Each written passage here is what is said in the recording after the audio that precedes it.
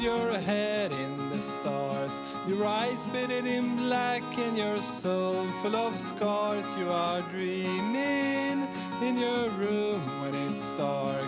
Music on your mind and on your chin, there's a mark. You're a rebel, always a rebel. You are. You are now. It's a good choice. Oh, yes. Always a rebel. I knew it. We've been missing music the whole time. Ladies and gentlemen, Hunter Swift. Thank you. How are you, man? I'm doing great. So cool to be in here. Yeah, so the music, we're going to get to our special guest, Mr. Hunter Swift, here in just a moment. But I wanted to talk a little bit about our intro music. That is from a gentleman, a recording artist by the name of John Magnusson, and he is from Stockholm, Sweden. Is it John or Jan? Jan. Okay. It's Jon. Jan. Yeah. Jan. Yeah, I've asked him to pronounce it for me like 10 times. It's like, man, I just destroy it. But he's from Stockholm. He's a great follow on Twitter. Let me give you his. It's Jon. Hold on here, and we'll get him out so he can get some love. Check out his music. It's Jon, Jon. His last name is spelled Magnuson. He's a great follow on Twitter, and he is authorized to let us use his music. And we picked Always a Rebel because we're such rebels here on the Recruiter Podcast. Welcome to the Recruiter Podcast. Just a couple things I want to get out of the way right now. On the other side of the glass, which I love saying, that's an old radio thing, we have millionaire producer Adam from All Systems Go AV. Good morning, Adam. Good morning, gentlemen. How are you, dude? Doing fantastic. All right. Thank I love the brick wall, man. Spent a lot of time. Love the brick putting wall. that together. Individually laid brick. It was a very long weekend. Did you have Dave do that, or Chris, or? Oh, Chris, definitely. Yeah. Dave and I, no way. Right. All Systems Go AV here in beautiful Bensalem, Pennsylvania. Guys, podcasting, any video you want to do from your dealership, what have you, whatever you're into, All Systems Go AV can handle that for you. They're awesome people, and we recommend them highly. A couple things here for those of you that are listening via Facebook. If you would, share this out to your timeline, to groups. We love having you on here. Also, if you're watching, we love your comments. I would urge you to talk with each other and kind of engage with each other. A lot of you people actually know each other, oddly enough, and be kind of cool. I always try to get in there later today or tonight or tomorrow and engage with our audience. You're so appreciated. A lot. It really means a lot to us. The show's really picked up a lot of momentum. I don't know, in December, I think we had over 10,000 views and downloads, which is pretty cool. So it's really going in the right direction. Got a little traction going. So if you're watching, we got Facebook Live to AutoMax Recruiting's Facebook page, our business page. We're also live on AutoMax Recruiting, a YouTube channel. It will get posted later to LinkedIn, and we are on all the audio platforms, iTunes, Spotify, Google Play, SoundCloud, Stitcher. Please go ahead and upload there, and love to hear your reviews, love your comments, good, bad or ugly. Yeah, even ugly ones are okay. We can make them beautiful. But we appreciate you all tuning into the show. I don't think we've had any ugly comments yet. I had one. Did you? One time when Mike Davenport, the Chevy dude, was on, this guy wrote on YouTube, he said... Oh, I saw that. Yeah, okay. I thought you were like live to it. Yeah, yeah. You said you were boring. Yeah, he said, Mike, you were great, but the other guy, he sucked or something like that. So. It was your voice. It was it was tonality, he said. Right, yeah. And so I thanked him for the criticism. I saw. Yeah, and then he deleted it. He deleted his own comment? Deleted his own comment. Interesting. Yeah, it was like, okay, man, that's cool. It's constructive. I suck. I'm a big boy. I can take that. Yeah, it's funny when you first start doing this, you really keep an eye on that stuff. You do. You're watching for the thumbs up and thumbs down. Yeah. So I remember all the ones I did my solo one with Dan Webb, and I go in there, there's like 5. I'm like, what the hell? What thumbs down? What'd I do? Right. What'd I say? Yeah. And then you just don't care. Yeah, then you just don't care. Get a couple months in, you're like, yeah, I'm doing this. Like it, we don't care. So, hey guys, and two, if let us know what you feel about the music. Yeah, and if you have your own original music, you know somebody who does original music. It has to be all original music, and obviously, there's nothing but the plug in it for them. But it's a good way to get exposure. You bet it is. So,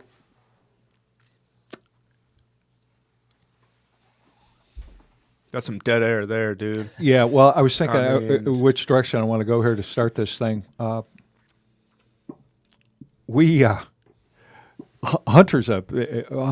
Swift, again, ladies and gentlemen, is our special guest. Hunter lives out in California.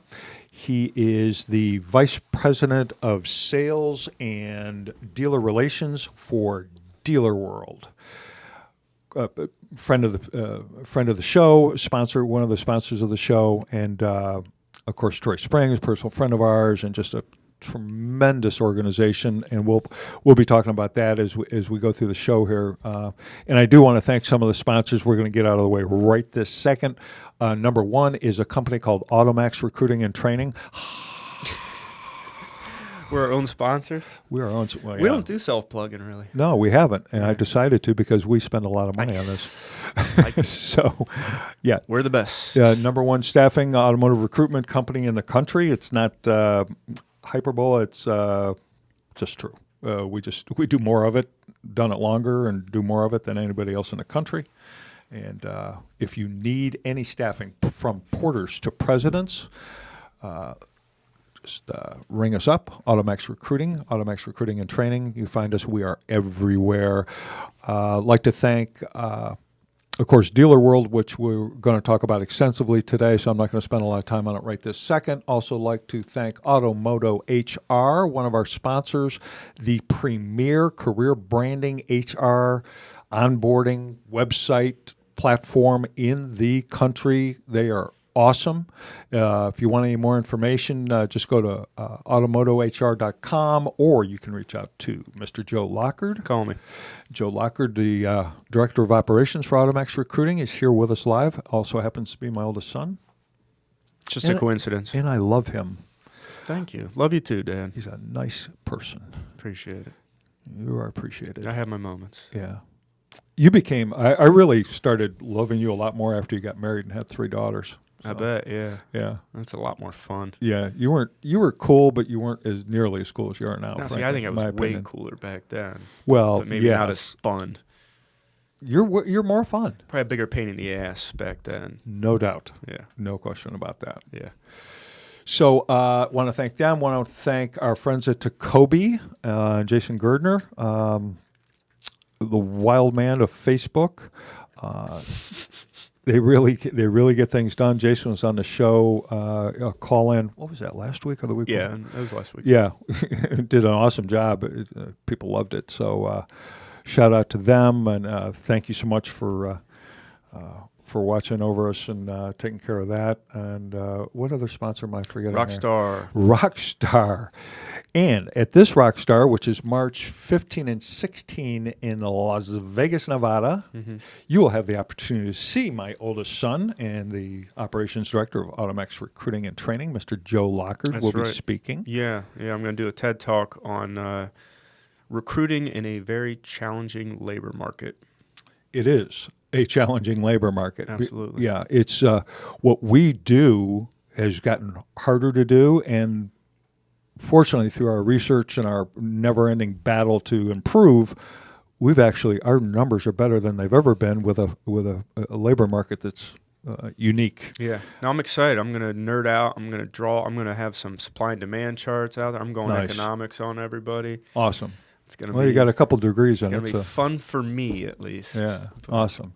And along with Joe Lockard and 18 other speakers? Yeah, a ton of speakers. Also, AutoMax's own Andy Buck. That's right. Is going to be doing a TED Talk. I think they're all 18 TED minutes. All 18-minute TED Talks, yep. Yeah. So go to rockstarinfo.com for more information there.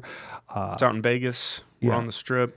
Yeah. It's going to be nice. And just a secret, keep us amongst the 5,000 or 6,000 people that are listening, going to watch this thing.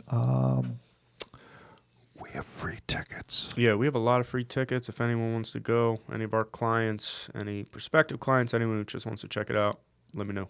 Yeah. Let us know. Ring us up. Get a hold of Matt or us, and we'll take care of that. We're going to talk more about our sponsors that pay us thousands of dollars. Big money. To put on this show. Also, and we're going to get to Mr. Swift here in a minute. He actually is on the show, and I'm going to turn it over to him here pretty quick. Want to point out our beautiful brick wall. It's awesome. So we're fancying up the studio. Next week we're going to have a little AutoMax banner in here. So a little more. Are we? Yeah. Oh, nice. Yeah, it's on its way actually. Cool. We got the hats done. Cool. You got to take a hat, Hunter. AutoMax hat. Please take a hat. Take a hat. We have a ton. That's right. Your son can have one too. So I wanted to start off with, and we're going to talk about a lot of stuff today. I can't. Today's show, what is so cool about these things, and I've said it before, is these are so self-serving for us and for me, particularly because I get to face-to-face talk with people that are way smarter than me on a whole bunch of different subjects, and it's like I learn.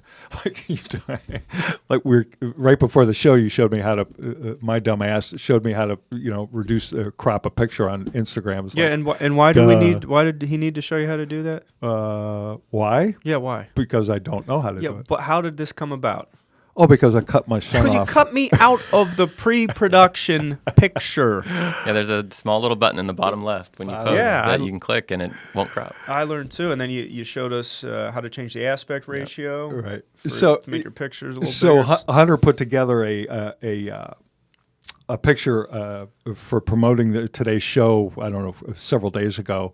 And then he sent me, and so I posted it, and it cut off like everybody. And he sent me, and he circled the button and everything, and I got tied up in something else, and I totally forgot about it. And I made the same mistake again this morning. So sorry, son. But you won't make it again. I will not. No. Worst thing that's ever happened to me. Worst thing you've ever done to me.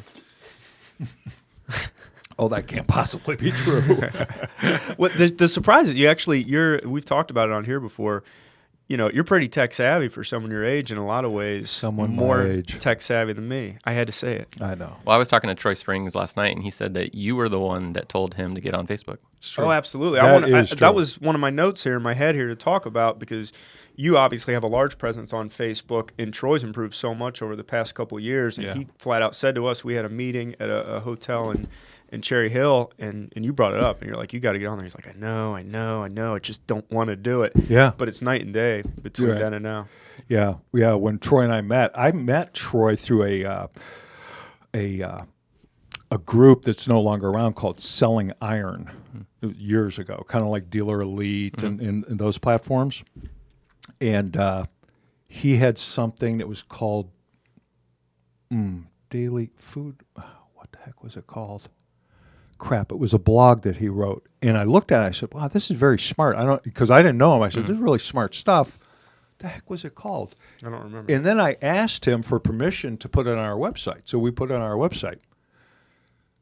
This is years ago, obviously. And then he and I became friends that way. And because Dealer World wasn't Dealer World then. Yeah. It was just him doing, he was going to stores and doing the promotions just himself and kicking butt. But Kicking ads. I love Troy. He's just, him and Brittany, and they're just such awesome people, man. Yeah, I actually met him here in Philadelphia probably five or 6 years ago at a Automotive boot camp, Brian Pash's event. Oh, did you? Yeah. I was at that one. Yeah. So funny, I had known Tracy Myers online for a while, but it was the first time I met Tracy Myers, and I went to dinner with Tracy, Troy, and Megan Bartow. Oh, yeah. That's interesting. That boot camp, I'll never forget. I'm sitting in that boot camp, and Brian Pash was having a session, and I'm sitting in there. It was a packed room. I don't know, it was 50, 60 people in there in a breakout session. And in the middle of, and he's talking about video, he stops and he looks at me. He says, here's a perfect example. Craig Lockard, AutoMax Recruiting and Training. Everybody know him, and several people put up their hands and said, you're doing all these video blogs. He says, it looks like crap. To get a better camera, get this. I mean, he called me out, right? And it was like, okay, so what camera do you? So we went and bought all the same stuff he used at PCG, and but it was interesting. But that was that same boot camp in Philly. Yeah. Those were good. I don't do those anymore. Those were good, I thought. He does the AWA. Yeah. Those are good events too. But yeah, Glenn mentioned that when he was on. Yeah. Yeah, Glenn's been on a couple times. And then we were a couple panelists on a couple Internet Sales 20 groups, and that's probably the last time we saw each other. Yeah, Bradley's thing, and then that was in Battle Plan too, no? Or Oh yeah, Jim Ziegler's. Yeah. Yeah, where were we at? So there was the Atlantic City. That's right, at the Revel. That's right. And I think one in like Massachusetts, Boston, maybe with Jim Ziegler. Yeah, that's you're right. Yep. That's exactly right. Yeah, that was in the middle of nowhere, that place. Yeah, that was interesting. Back then, I was doing a pitch on the correlation between online dating and recruiting. And I had done a legit study where I put up 2 fake profiles on Match.com, which is a paid site, and then one called Plenty of Fish. And the one profile was close to, it was me, only in a really good light. Yeah. Right? So it was a bunch of lies. No. And then the other one was just horrible, like $20,000 a year, just like a complete dirtbag. And how you could attract people based on your profile and how you filled it out. And I related that to recruiting and how you have to show yourself in the best light, and it actually was pretty interesting the way that it spilled out, and I did my whole presentation. You were at that one, I remember. You guys were laughing your asses off back in the back with. I think Megan was at that. Yeah, one. It's a great analogy too, because when you go look for a job, it's not like you call every listing, right? You kind of find what you want, you circle the ones. It's kind of like you're at online or at a bar or something. You see somebody, I like that, right? Yeah. And then when you talk to them, you're just trying to see if there's an opportunity, and you're trying to get that date or the interview. And then when you go on the date or interview, you dress up in your best clothes, you act like on your best behavior. Bingo. Right. And it ultimately decides on them if they hire you or you go out again. Dude, so you're great analogy. Exactly right. And this ties into your world. What do you do before all that? Before you even contact them, reach out to them, or set up the date? You Google them. Yep. Right? Yeah. So they're whatever they got out there, that's what you're going to use to judge somebody. And that's why it's always there's always so much synergy between marketing and recruiting. And Troy will send us leads from your clients. And I've spoke about Con Paulus on here a few times and how remarkable he is, as a human being. And then, of course, just their operations run really well. It's always easier for us to work with your clients or someone who's working with a legit marketing company and has a vision in line and represents themselves well. It just makes everything so much easier. And that's the great thing that I feel a lot of us are attracted to good people. Yeah, right. Like it really does. These type of meetings come naturally, I think, just by for sure people that provide good value and are good people. And Troy. Great guy, really cares for his dealer. Really, even not even just his clients, but any dealer. Right. He really cares, and it's something that gets really easy to get behind and to sell. That we care for our dealers. We really want them to. No, I can tell. Yeah. And we sent John Huey, one of our trainers, out there, and he took him out to dinner with I think governor, somebody. Yeah, it was a governor. The governor of the state of Idaho. And John was just blown away. I mean, John's a pretty impressive person himself, and he came away with quite an impression of Con. Yeah, it's pretty cool. Yeah. What are you doing over there? I'm actually one guy. Are you fixing my picture? Is that what you're doing over there? No. A gentleman a viewer by the name of Tyler Seifert said these guys are making me extremely nervous. So sorry, Tyler. We'll try to make you not nervous. I don't know. I don't understand that one. I don't either. Now I'm going to be thinking about that. Right, yeah. Well, maybe we started talking about dating. He's thinking this is the wrong podcast. He tuned in. That's possible, I guess, yeah. It's all good, Tyler. He's like, I thought this one was supposed to be about recruiting, right, dealerships. Advertising. So, all right, let's start here. We're going to get to automotive advertising, marketing, and so forth, and what Dealer World does, and specifically what what Hunter does, but some of the things that I'm interested in, and number one is his photography. I want to start with that because if you get, Hunter's just a great follow. Follow him on Instagram, Twitter. It's at Hunter Swift. And he also posts it. Do you have a personal page you post that on? Yeah, it's like Hunter Swift Photography on Facebook. Oh, that's right. Yeah. But Instagram is really where it's at. Yeah, man. I mean, this is no BS, not just because he's a guest. His stuff is really good. When I first started noticing it, maybe, 2 years ago, I was like, okay, so he's taking random pictures of car because he's a car nut, this and that. But it was like, oh, shit, these are really cool pictures. Where'd that come from? Has it always been like that for you? Yeah, so I have 3 kids, and my oldest son, who's 11, who's actually, I'm getting him into car photography, and he's actually getting better than me. But when my wife was pregnant, I convinced my wife into letting me buy an SLR camera, saying like, "Hey, we got to take pictures of the kid." Right. And I went to Best Buy, and I remember like I had never really done any type of photography, and I was kind of excited. And I remember actually like taking it out of the box on the drive and like just kind of messing with it or whatever. And like a block away from my home, I pulled over and I just wanted to take a couple pictures of my car. I've always been kind of into my own car, my cars, whatever. Yeah, you had the Caddy though. Actually, this was before it was like a Pontiac G8 or something along those lines. And so I took a picture, and I just remember like looking down and being like, "Whoa, this is really cool." And so even though I bought it or convinced my wife to let me buy it because of my child, I don't think I took any photos of him, by the way. It just happened to be I was into cars, and so I was going to like a cars and coffee type little car meets, and I started taking some pictures, and then just people started saying, "Hey, can you take a picture of my car?" And the next thing you know it really kind of just started to snowball, and all of a sudden I'm taking really good photos. And, I learned right away that there's not the opportunity for at least me to make the type of money that I would like to make. Right. I mean, everyone says if you're passionate about something, like make that your career. But, I take issue with that, by the way. I needed a real job and with real benefits and not have to stress about always taking pictures. But anyway, so now, I do get paid. It is a professional type gig, but for the most part, it's just I like to be around cars. And so, if you do check out my work, a couple of the things that I've kind of done, and I apply this to some advertising and marketing type strategies is, when I go to some of these events, there might be a cool car that's there. There might be 20, 30 people walking around taking pictures of that exact same car. And so something that I kind of identified really early on was, how do I make my picture look different than every other person who's standing in that exact same spot with the exact same camera, exact same settings?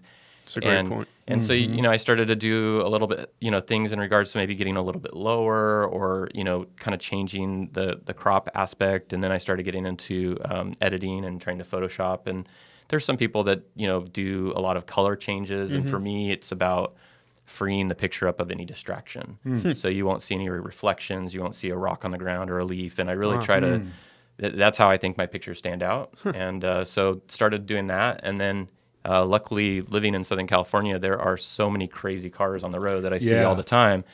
So I started driving with my camera in the car. And if you see any of the cars where the car's in motion, I'm actually driving and sticking my hand out the window to take photos. So. And mostly exotics. Yeah. Southern California, it is not rare to see a hypercar, and this isn't like a Porsche, Mercedes, or Lamborghini. These are Bugattis, Paganis, Koenigseggs, just rolling around, crazy cars. Yeah. Well, and Hunter lives in Orange County, and actually lives in the same city as our controller. Shout out to Jody Atkins, AutoMax Recruiting's controller in Rancho, Santa Margarita. Oh gosh, I just doxed Hunter.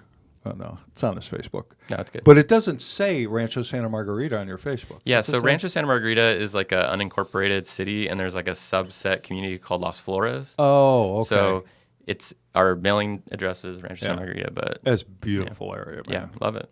And like I said, you can see cars all the time. Yeah. Well, it's the tax bracket out there is pretty steep. Yeah, the property tax is expensive. We've actually had a lot of fires in California recently, so our property or our homeowners insurance has gone up. Yeah, I didn't think of that. Plus, we're right next to a hill, so our premium we've actually got canceled twice this year. Really? We're close to brush, and I just got a new one, and we're paying $5,500 a year in premiums. Cancel without claim? Yeah, just because they do a in-person inspection, and they say, hey, you're too close to, because I mean they had hundreds and thousands of complete Right. claims. You know what I mean? So yeah. they're trying to limit any liability. So Darn. they cancel and then they raise the premiums. Do you and the family go to Laguna much? Or Yeah, so I actually went to Laguna Beach High School. That's where I went, yeah. Yeah. I love it. Everything south of there is just the montage. Beautiful. Years ago, I took my youngest son. This is really good fathering advice for you out there. I took him to the casino, Kenny Rogers Casino, almost to Mexico, below San Diego. Okay. You go to San Diego much? Every once in a while. I love that, man. So beautiful. So beautiful. Like it's expensive. California's expensive, but you get what you pay for. Right. So this is why I left New Jersey, because New Jersey's expensive and you don't get what you pay for. Yeah. Right. You start doing the math, and you're like, wait a minute. And you see all these articles and charts. New Jersey, 3rd, 5th most expensive. I'm like, wait, why? Right. What am I missing here? And it's not a horrible place, and there are things I miss about New Jersey, but like you said, give and take. It's not, and that would be my argument. I'm like, well, it's not New York and it's not California, so why are we 3rd in cost of living? Well, I think the answer. I mean, I think it's more people per square foot or whatever, however, than any state in the country. So I mean, it is densely populated, infrastructure. but I think a lot of it's government corruption at the local taxes level. The taxes are in California. Taxes are really high, and there's a lot of things that go into. But the reality is every time I come to the East Coast, and even when like me and Troy have had conversations, I've been to his house, and it's amazing what you can get out here compared to there. And I'm sure. And when I tell somebody the value of my house, they're like, "Whoa," and I'm not. Right. Well, you could be a lot more. But the condos are $450. Yeah. Oh, it's easy. crazy. It's crazy. And so the reality is there's a lot of 2-income families. Right. Sure. So Got it. when you have 2 people that are making good money, it kind of offsets the cost. Yeah. So it's hard to have a good family relationship with a wife at home that takes care of the family that doesn't have a job there. So just California's getting crazy, man. Yeah. Well, then the other thing is we say California, like it's just one little. It's like different countries from the it's north. It's like from New York to Florida. Right. Yeah. Right. Yeah. Like Northern California is like that is a whole different state as compared to San Francisco, as compared to L.A., as compared to Orange County. It is weird. Yeah. There's like a bunch of different states all in one. But well, you mentioned the Bay Area, and it's like you forget about it. I mean, you need 3-income families to make it, or a cool new app. We really struggle doing staffing out there. We'll get good people, and then they come in and they tell them what the potential is, and it's like if you're not making at least $100,000, you're not even sustaining life. No, in the you Bay can't. Area. Yeah. How about? Did you guys see that story where I forget the name of the organization, but supposedly, and I don't think they actually were, but maybe they were. I shouldn't say that because I don't know. I'm just making shit up as I go along here. But that's what it's all about. Women and their children squatted in this property in San Francisco, this $500,000 home. Did you guys read that story? No, I did not. No. Yeah, and they ended up evicting them. But it was like a bunch of women and their kids. This house had been vacant. It had just been bought by some property manager, real estate company. And I said, we're just going to live here free. So they just moved in, and they ultimately got evicted, of course. But how long did they make it? A month or so, I think. Or no, it was probably 7 weeks, I believe. But it's interesting that, I mean, the homeless situation out there is insane. It's getting bad. Insane. And the sad part is I don't know if there's a solution. Because, a lot of these people are, they don't have a job. There's some type of substance abuse addiction. There's some mental health problems. And, they have to go somewhere. And like you said, and we were talking about this step up to get from that, some places around here, lower cost of living, you're like, all right, we'll start at square one. Go get a job somewhere. Not happening. Can't. Never going to happen There's out no there. way.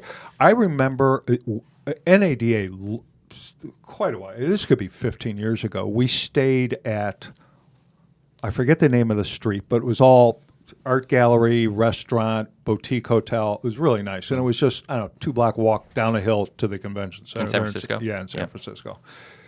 And walk out of the hotel, guy hits me up, 30 seconds out of the hotel, looking for money, panhandling. I look down, and I don't, they could have been Ferragamos or what. I mean, he had $500 pair of shoes on. Yeah, crazy. It was like, dude, seriously, dude, come on. Well, I've seen a lot of homeless people with phones. Yeah. Yeah, I bet. Right, come on. but it's a horrible situation. You So gotta, back you to gotta, the you gotta photography. update your Facebook status. Yeah, right. Still grinding. Right, yeah. Made 500 today. Yeah. A little short. So where are you going to go with the photography? What is there an end game, or just, I mean, it is strictly hobby, love, passion? I've gotten to the point now where in order for me to be relevant, I always need to have content. So I'm just taking pictures just to post. My son, on the other hand, I started kind of teaching him how to do photography. His name is Soren Swift. So if you're on Instagram, What's his name? Soren, Soren. That's an unusual name. Yep. Where's that from? My wife is that? Danish, or like descendants, and so it's a Danish name, or cool. Scandinavian name. That's a beautiful name. Yeah. Soren, Soren. Yeah, and I think in Scandinavia it's like has like a O with the line through it. Right. It's like a weird. Hey guys, also Hunter's got a really cool YouTube channel. It's Hunter Swift, SWIFT.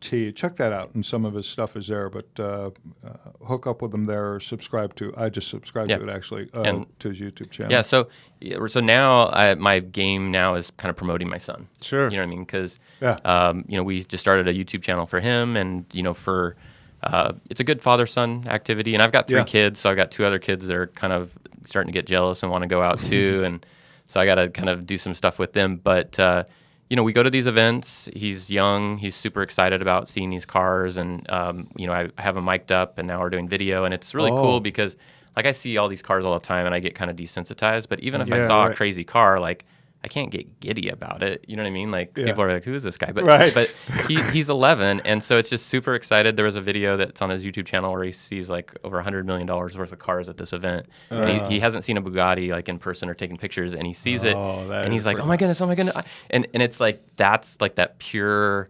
Like it's not scripted, it's not fake, and I'm trying to capture more of that. And but he's got a great talent, and so awesome. I'm trying to promote. I'll promote him, and it's kind of fun. He is weird. I was going to say that's not a very nice thing to say about someone's son. It is so strange. He is such a what's it called? Doppelganger? Yeah, mini me. Doppelganger. Unbelievable. Oh, yeah. I mean, that kid looks like crazy. a clone. Right when my wife had it, that was the first thing that the nurse said was, "Wow, he looks just like your husband." And my wife was like, "But you saw it come out of me, right?" Like, I mean, it's crazy. It's weird. I mean, Yeah. it's like exactly like you. It's you're funny. you're a great looking. You hit on something that I want to talk about today because I have 3 kids too. So I know you're a dad. I know you're actively involved in your kids' lives. Obviously know what you do for Dealer World. And then I see the photography. And in my head, I'm thinking, all right, so does he sleep or is just taking mini naps throughout the day? But then you kind of answer that a little bit. And obviously you have 3 kids that you have to spend time with. But what you did is kind of cool. You combined 2 passions into one thing. I talk with our team a lot about how in my mind you really only have room in your life for 2.5 passions, I say. Yeah. And I separate religion and faith from that. That can framework your entire life. But as far as activities or things that earn you income, so passionate about your career, obviously passionate about your family. When you have young kids, that's usually about it. You can squeeze like half of another passion. Well, in and then there. you add there like I got one kid doing a play, I got kids that are doing sports, but something I don't remember. I want to say it was the CEO of Pepsi, if I got this right, talked about juggling. Like your life is about just juggling these balls. Yeah. And he says that there's some glass balls and there's some rubber balls, and something that it was really profound said.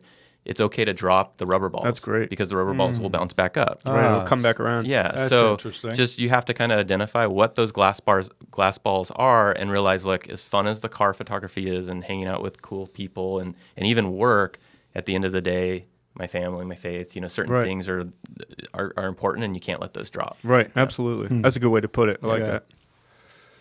Next thing, it's like you always hear about you hear about stuff like this happening, but take us through the Marriott experience. I'll just set this up a little bit. It's been, was that 2 years? No, ago now, it's probably been like 4 years. Is it that Yeah. long? Gee, Yeah. wow! When you get old, time Yeah. really does fly. But so Maybe even 5 years now. So Hunter and his wife take a long weekend. I think So it might have been. we had just had our 3rd child, and the first year and a half, you can't really do anything fun anyways because you're got a baby and everything. And so our youngest was just old enough to where we could get like an overnight babysitter. And I said, told my wife, I'm like, look, let's get a babysitter. Let's go out to LA. We were going to go see a concert, a comedian, Brian Regan, and we're like, let's make a night of it or whatever. And so I was like, I'll get a hotel. And I had been traveling for work and was like kind of accruing points with Marriott. And so I told my wife, I'm like, I got some points, won't cost us anything. And then as I started to try to book a hotel in LA with points, if you don't have a lot of points, you're not getting a good room. It's like by the airport. Right. So I thought, well, let's splurge a little. There's a JW Marriott in downtown LA. So I reserved it. Didn't tell my wife that I paid $350 for the night or whatever. But my justification was, well, you're going to get more points, So anyways, I'm a super big techie guy. And I remember when I set the reservation, I got a little link that says download the mobile app. So I did. And, the day before I get an alert, kind of like you do on a plane that says, hey, your room's available, check in. And I checked in.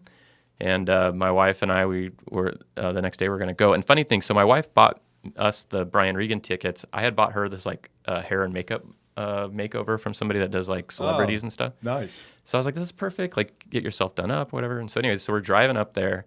We pull into the hotel, and it was super crowded. There was like a UFC fight there that weekend, and it just was kind of crazy already. And we walk in, and they said, hey, we're expecting you or whatever, and hand us the room key. And all of a sudden, like out of the corner of my eye, I see this like DJ booth like come out and start playing music. And I'm like, man, this is so LA.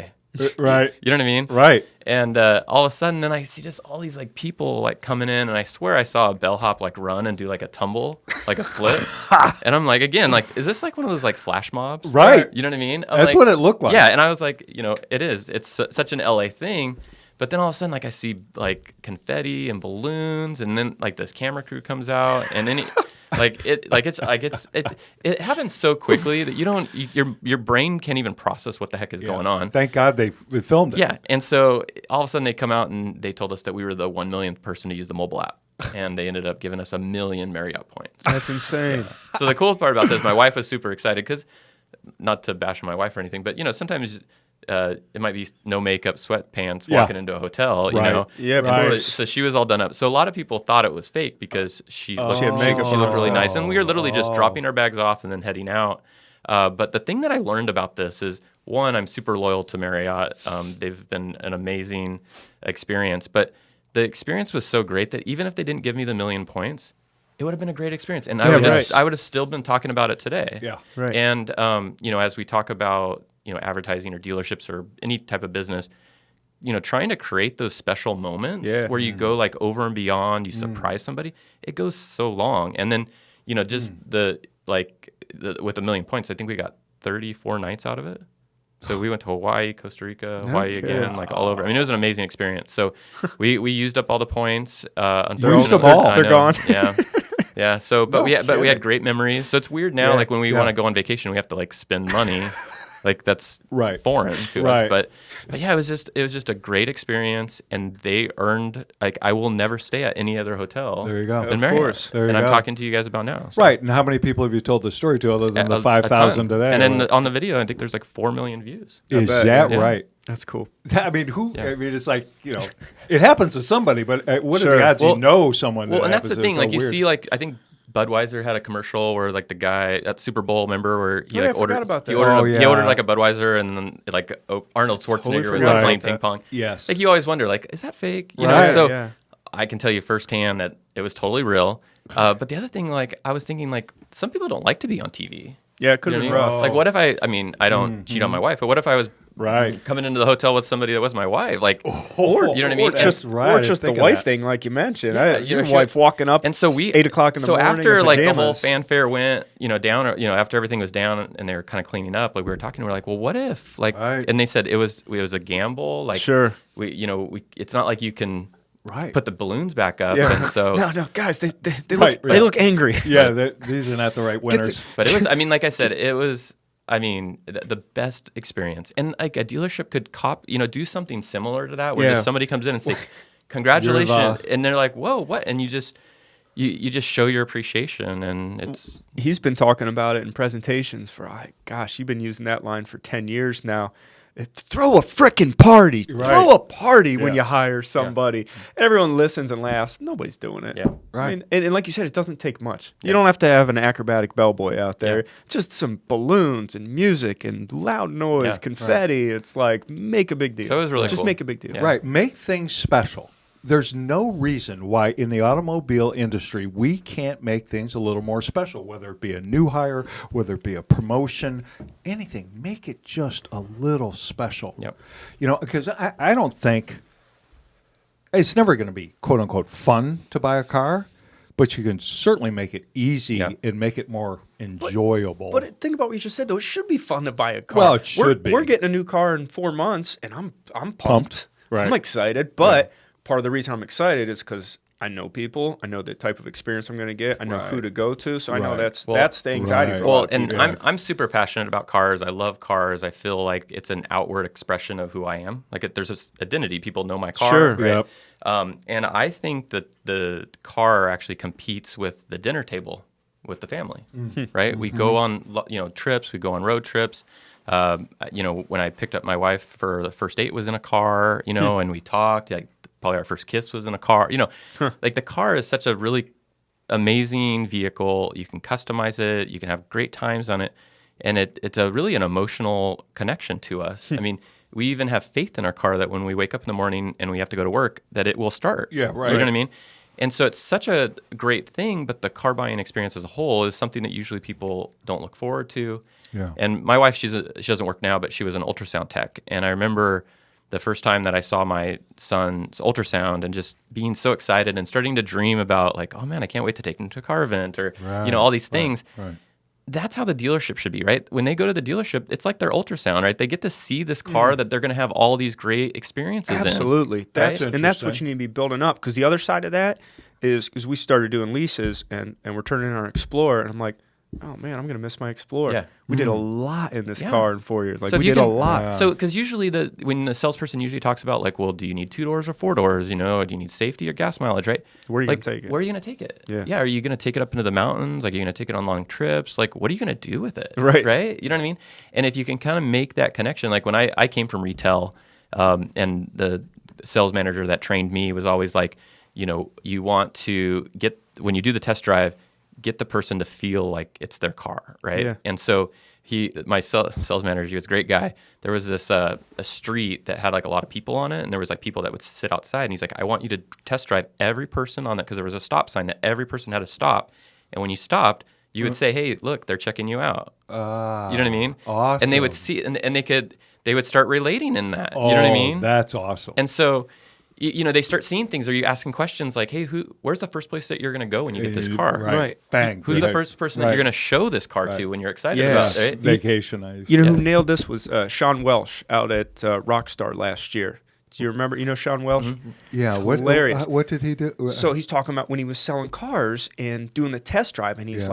like, we're in Colorado. There's mountains everywhere. Oh, that's right. You're selling, it was either Jeep or Nissan. It was an off-road vehicle. He's like, take them off-road. Right, And, yeah. and Sean swears a lot. So it was, you see that hill over there? We're going to effing climb it. Right. We are? Yep. And Yeah. He was taking his test drives. He's taking them off-roading. That's right. And he ran it past the dealer, and they're like, hell yeah, of Right. course. Yeah. Yeah. Because typically, what do? We switch drivers in a Kmart parking lot or Right. Walmart or something. It's like Right. you Four- got mountains yeah, there. 3 Let's right use them. turns, you Yeah. know? Right. Yeah. It's crazy. Tell the He's trying to experience. get Sean on the show. I mean, he said it. Yeah, I he remember says we talked about once it a out month there, on right. his LinkedIn. He said, I want to be on the show. And he does his remote, right? Yeah. From Minnesota. Right. Well, or he goes into dealerships and I know he does does his a lot of podcast. that. So Yeah.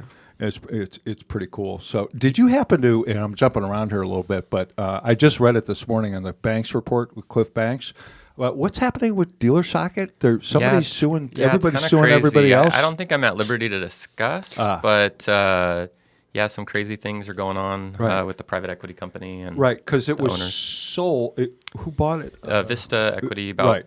5 years now. They came in, Right. so Yeah, and I read, what the heck did he say? But, oh, come on. My dog. I think there's some lawsuits that are going on. with Interesting. The, so- Yeah, it really is interesting. And So- let me check Cliff Banks here. Shout out to Cliff Banks.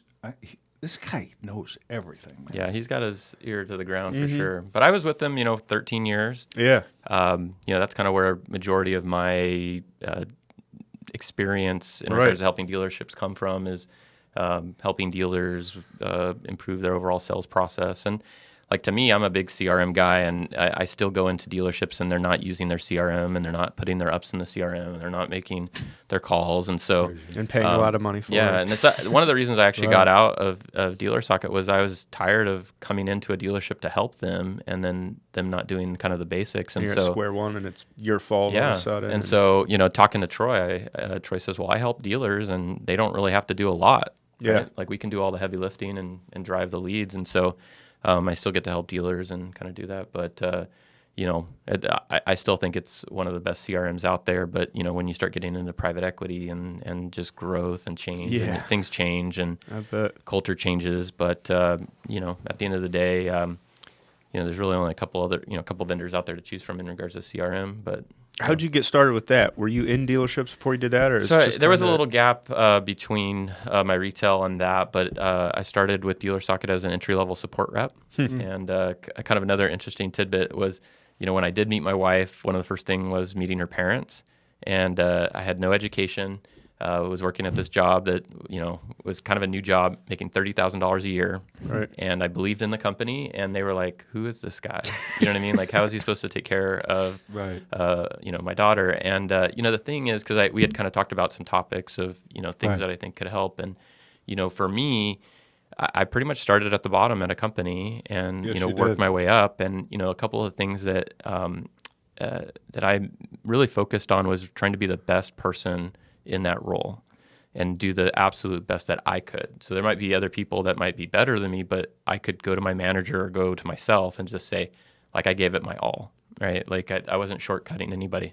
And then the second thing was I ended up treating the company as if it was my own, right? So when you have that mentality, you change how like even when you clock in and you clock out, and the things that you do with your time and your resources. And I've always said, be a wise steward. So even with expenses, like even with Troy, I talk to him all the time about, my travel expenses. When I go out and visit a dealer, I'm eating at Taco Bell, I'm eating at McDonald's or whatever, just to keep the cost down low. I wouldn't at NADA, I stay at some family just because I don't feel like I need to incur the extra costs. But at the same time, like if this was my company and it's a startup and I'm trying to make it run, I do that. But anyways, that really helped me. But, the other thing was always kind of going beyond my role. And so I was always doing things like all of this stuff. This is the funny thing. All of the stuff that you've probably seen me do at Dealer Socket was never part of my job. Right. Yeah. Right. The speaking, the articles, the trade shows, that was like extracurricular. And good and then point. toward the end, when I started getting into sales training and I got into, it became like a brand ambassador type position. But it wasn't any of my job, but I just did it. I was always trying to support the company and help it grow, and it goes a long way. And I had even conversation with Jonathan Ord. I said, look, I'm getting a lot of credit. Yeah, he's the CEO. Was a CEO, co-founder. Right. Because we were at NADA once, and somebody said, "Hey, I was with Jonathan," and they said, "Hey, I thought it was your company." Because they see me everywhere. Wow. And I asked Jonathan, I'm like, he's like, "No." He's like, that's good. He's like, I would think he'd love to hear something like that. Well, that's interesting. And we talk about it a lot on here, and we talk about it internally. You said a few things that trigger that for me. Obviously, the things you just mentioned and the fact that you're just a driven individual led to your success there. But also, they set up a culture and just a atmosphere and just establish themselves as a company that make you want to think those things, that make you want to treat it as your business, as you said, to make it that it's been X years and you don't work for them anymore, but you're still talking about them here in a good light. Well, and that's the hard part too is, like when I left Dealer Socket and I kind of did the job search type thing. Well, I mean, we're again a lot of different tangents, but when most people when they start looking for a new job, they still have the job, right? They're kind of doing it secretly, and I had a good ethic that I just kind of didn't feel right doing that. But it was a clean break. Yeah, and the other thing is I felt like I had a good network, and I thought by announcing it, I would have more opportunities versus it getting back. So that's why I remember your first post on LinkedIn that you're available. Yeah. That was pretty interesting, and just really in my opinion, from looking at it from the outside, just a perfect match with you and Troy and with Dealer World. Just well, it's funny because I got going back to the dating analogy. Like I got approached by a lot of good companies, right? And a lot of handsome, good offers flying me out, and it's funny because I actually think I did a post that said the job search is a lot like dating. And then Troy messaged me and just said, hey, just want to let you know that if I thought I could afford you, I'd have asked you out. Yep. Here's the funny thing. We've heard the other side of this. Funny. So we've gotten the other side of this Yes. story with Troy, and he said the same thing. He's like, look, everybody was after this guy. You know, it was like dating. Right. And I'm not the prettiest girl in the room, and I just threw my hat in the ring, but didn't think I really had a chance. Yeah, that's how the exactly conversation right. went with him. But when it was funny because when we were talking, I don't think I really knew what he did. Although we had been on, we had mutual clients and we helped each other on different things, but I didn't really have an understanding of what he did. I don't think he had an understanding of what I did. Yep. And I think the first call was probably a good hour and a half. And him and Brittany were both on the phone, or I think Brittany was in the room. I had it on speakerphone. My wife was in the room, listening to the whole thing. Good way to do it. And it just matched. It just was a good thing. And then the funny thing is, he did his due diligence. I was doing my due diligence. Every single person that I would reach out to and say, hey, what about this person?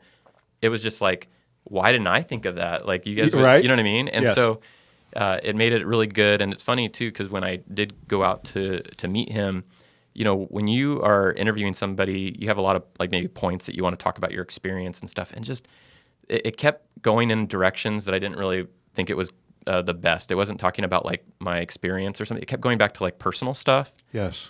And, I was like, oh, shoot, like I wanted to talk more about this. But anyways, come to find out, here he has never hired anyone outside of the office. Yeah. I'm 3,000 miles away.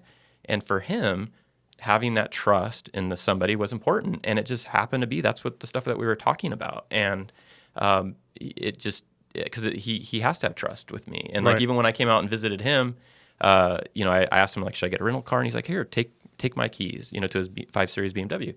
Like, to me, that's like a mutual trust. And so we're very formative with each other. I'm out here visiting him for like a 2020 kickoff, but last year I saw him 3 times. Yeah. But I talked to him 3-4 times a day, every day. Yeah. Super appreciative, super communicative, supportive. But, I have to be... I tell him about what I'm doing and the activities that I'm doing. And so he says, look, I trust you. You know what I mean? And I think trust goes a long way. No question. And then the integrity is, to me, I saw a post recently that said, live your life a way that if somebody said something bad about you, they wouldn't believe you. Believe them. Right. Right. And so, so I appreciate the trust and, that he has with me. And as we are, like, I'm the VP of sales and I'm responsible to grow the company in sales. I'd like to make more money and all that. But at the end of the day, because he has so much trust in me, like, I don't want to let him down. You know what I mean? Like, I do. I really want him to be proud and be happy. And that's why I do what I do. He instills that, I think, in all the team members at Dealer World, it seems to me. They all have what you just said seems to permeate within the whole organization. That's just something that he works on. I don't think that's God-given. Troy has made himself that way, I think. And I remember before he hired you, he reached out to me. Do you know Hunter? I said, yeah, a little bit. But why? What are you thinking? This and that. So, Well, the funny thing was, as I did my due diligence, there was a lot of people that we both had mutual contacts, and he was like, Troy called me too. You know what I mean? And so it was kind of a funny thing, but it's been there. Well, the results are there, man. 16. I think we're 16 months. We are coming off a great 2019. I think coming into advertising, I didn't know there was as much competition. Yeah. Website companies do what we do, and agencies do what we do, and coming from a software company where we had something very tangible, you sign up for something, it has widgets and upgrades. It was a little harder to sell advertising because, for the most part, what they're buying from Dealer World is hardworking people with good strategy, that are good customer service, that have high integrity, that are going to care for the customer. And it's hard because a lot of times with just trust, because so many people have come in and said, hey, we're going to help your business, and they haven't. It's a harder sell. Yes. But at the same time, for those dealerships that want to be able to talk to somebody and it's the same person every time. They don't want to call into support and talk to a new person that doesn't understand their business. Yep. If they don't want the generic cookie cutter type strategies and they want that kind of one-off, think we're the perfect candidate. Yeah. Well, he says performance agency, but it in fact is true. That's just not a cliche hook line. That's you guys push the performance. Yeah, where absolutely. advertise, and I mentioned it 2 weeks ago on this show. He made a post and he was talking about the new stuff that you guys are rolling out for this year, and he used the phrase human intelligence. Yeah. And I said I'm totally stealing that because I love AI and I appreciate tech stuff, but I feel like everyone wants to automate the heck out of everything. And like you said, it comes to selling the actual work behind the scenes versus selling a tangible product. But it's hard to show that, but it's so important. Yeah. So it's both. And he mentioned you guys are adding a bunch of new features, but you're also getting the human intelligence behind the scenes for the staff. As I sell to dealers, most agencies, they do everything that we do. It's not like we're doing something different in regards to the offering. Our scope's really wide, right? We do everything from traditional video production, radio production, print, direct mail. Then we do all of the digital stuff, SEO, PPC, social media advertising. And so there's a lot of competition out there. But just coming in and saying, look, if a dealership wants somebody that's going to care about their business, that's not going to come in and start talking about views and impressions.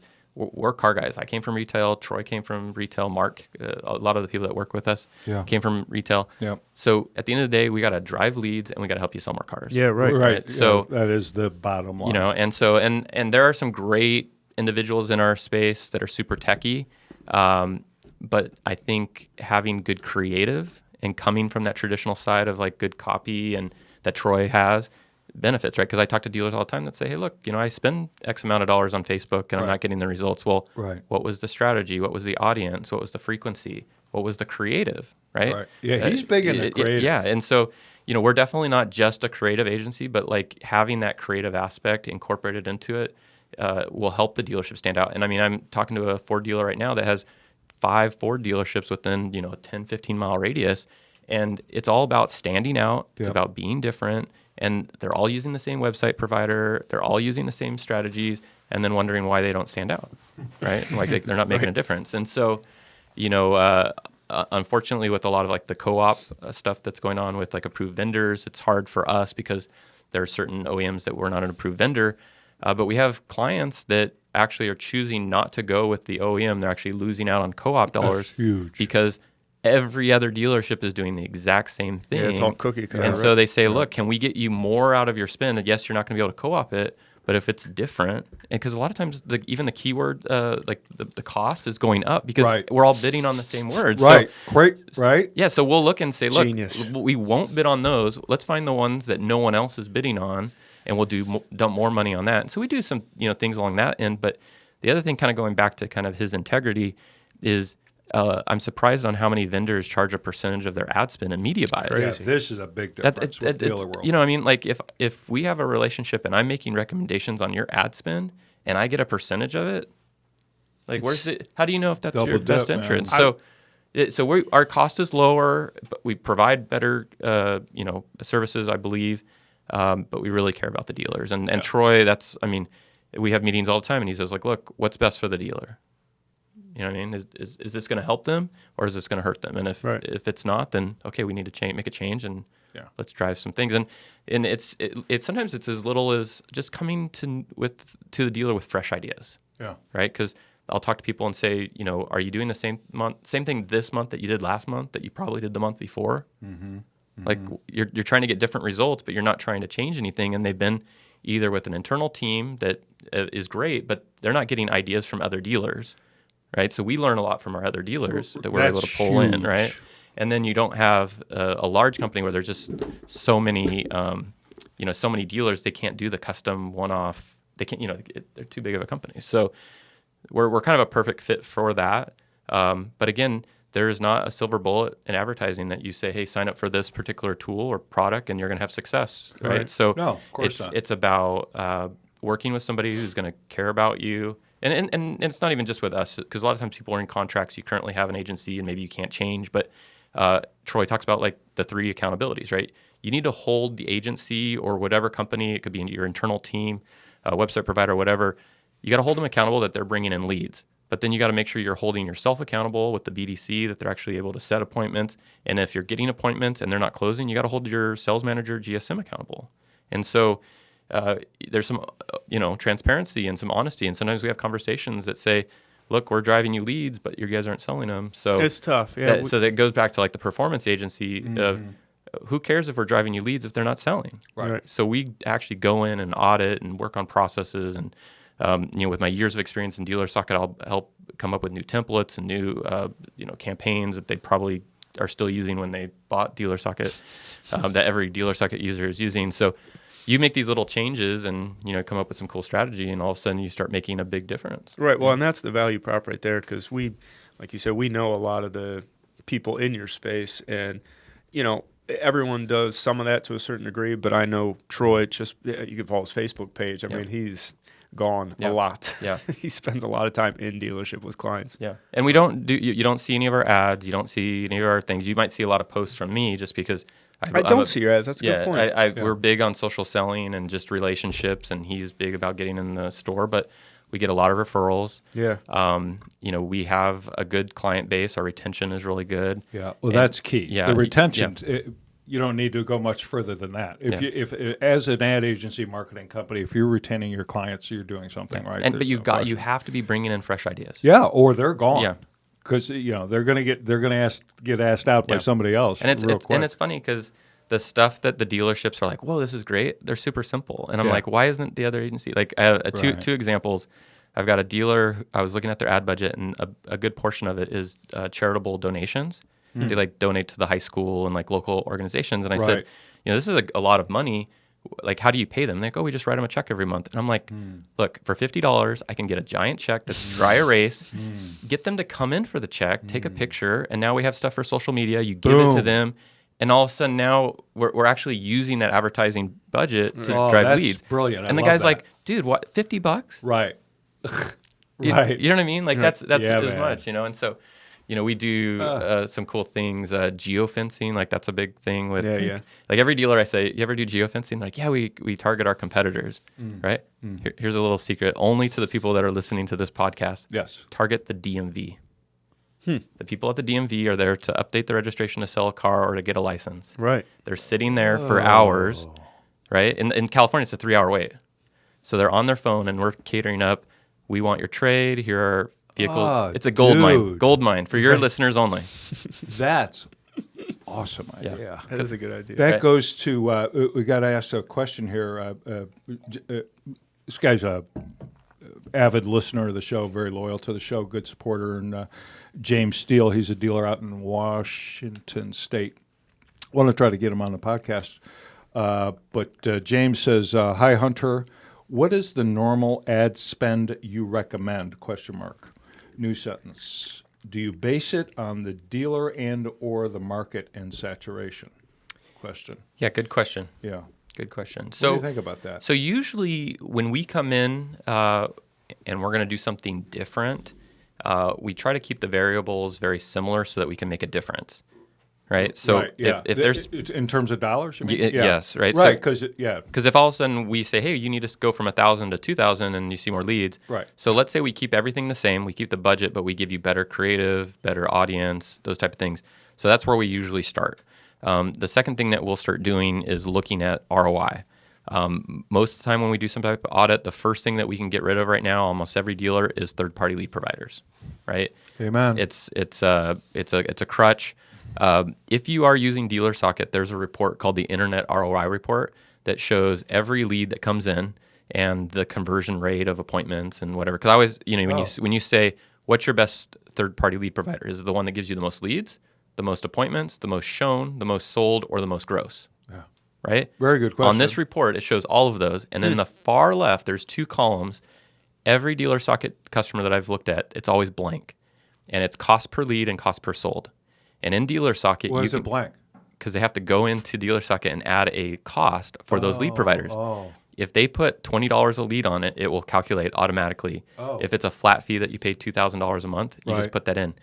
But when you go back now to analyze your spend, Right. I can see what your cost per click is, or cost per lead and cost per sold is, and then I can use that as, okay, if we had the same budget, if I can beat this, then you know that Gotcha. whatever. So if dealerships are having an issue with raising the budget or come up with funds, let's analyze the cost. And if you don't have dealer stock yet, you can just take your overall spend divided by the amount of leads and amount by sold. Right. But you want to be able to compare each of your third-party lead providers and then take that same amount and compare it to the billboard, to the TV spot, to the Facebook ad.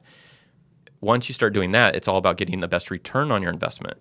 So the other question I always ask dealers is, if you had an extra $1,000 this month to spend on advertising, where would you spend that to get the biggest return? And often they don't know the answer. Oh, of course not. Yeah. Right. So that tells me right then is like, okay, we got to make sure that we get the data right.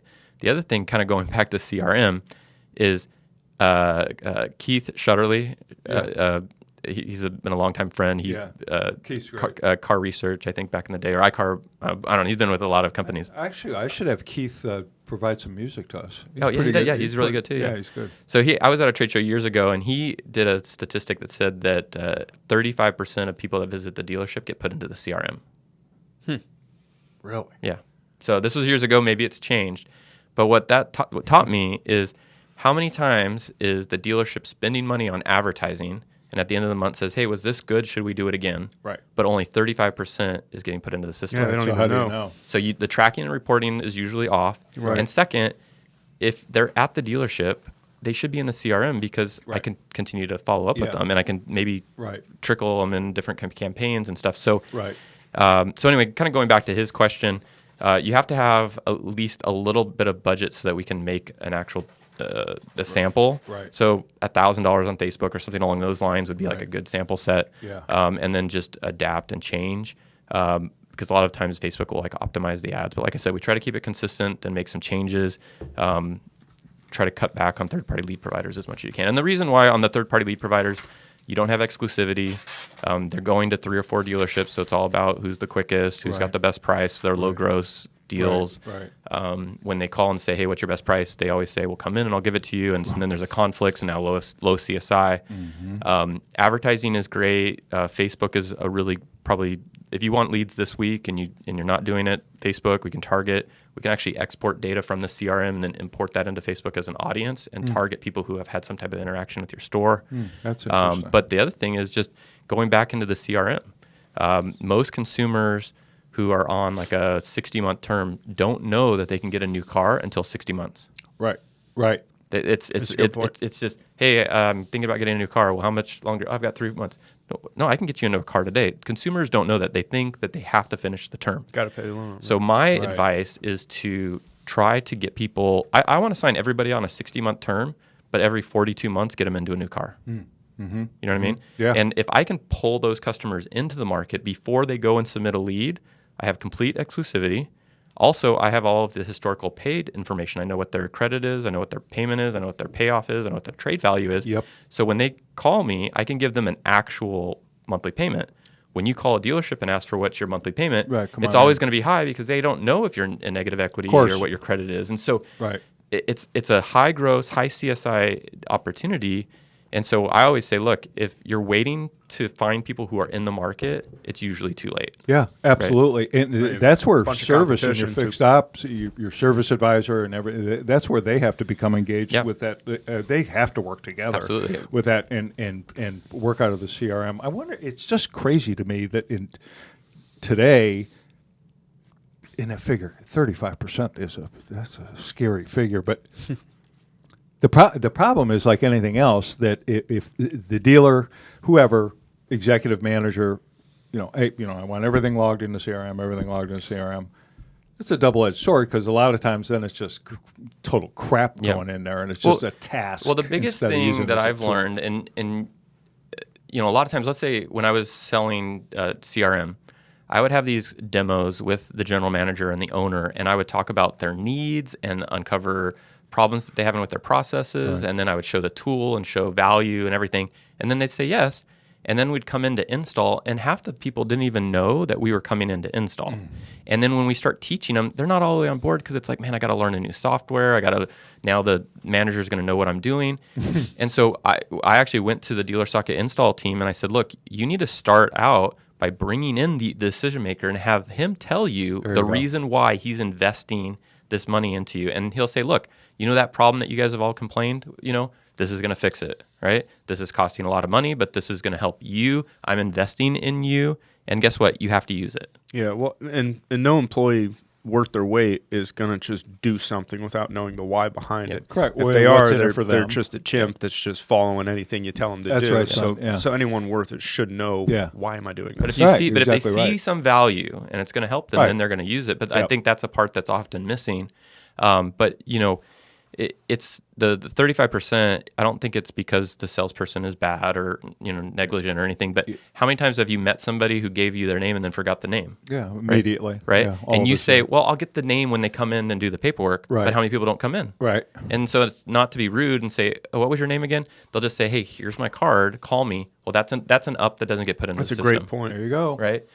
So a lot of those CRMs have some type of mobile CRM that you could enter the customer. So the moment that you talk to me, I should be putting that into the CRM. Now, I can't walk up to you and be like, welcome to the dealership, right? So there are ways that I can pull out the phone, right? One is anytime it's inventory related, well, let me check. My inventory is updated right on my phone. Bang, CRM. When you do a test drive, usually you need a copy of the driver's license. Right. Another opportunity. You just scan the driver's license, give it right back to them. Yep. Well, even at worst, if you have to do it manually and you just have to remember their name and you have to manually put it in, what's more powerful? That's sales 101. What's more powerful than knowing someone's name, addressing them by their name, and remembering their name the next time they come back into the store or when you follow up with them and The knowing most the wife's beautiful name. sound we all want to hear is our name. Everybody wants to hear their name, so you should be learning it anyway. Yeah. But it's funny because the feedback that I get from salespeople all the time is, after they take it up and they come in without the customer, like, oh, they weren't really interested. Right.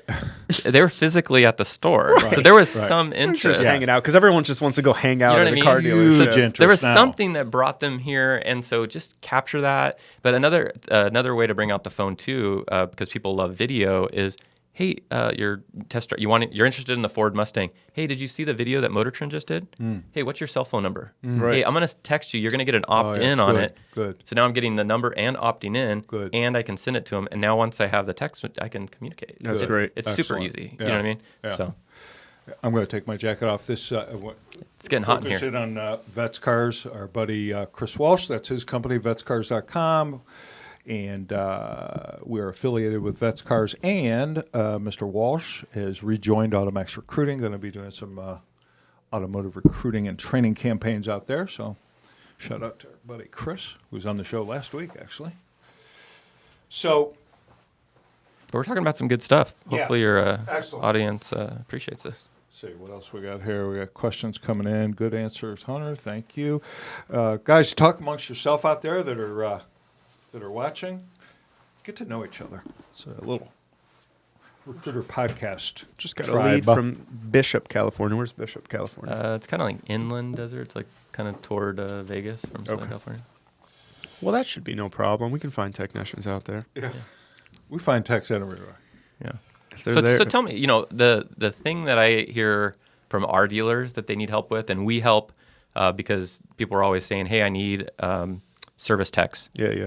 And they'll be asking around. And I'm like, well, one, have you done a Facebook ad for that? Because you can Right. advertise that you're looking for it. But I mean, are you noticing are you service techs? It's 40% of our business Yeah. right now. Yeah, it's crazy. So, and that's what I'm going to use for my example when I go out to Vegas, because you could apply challenging recruiting to various positions, but everyone wants to hear about technicians. So my entire presentation is going to be steered around things you can do to recruit technicians, the mechanics of it, the message, and a lot of it's some of the stuff that we were talking about. You talk about with marketing, there has to be a certain amount of accountability and commitment from your client, and obviously we have to do our job.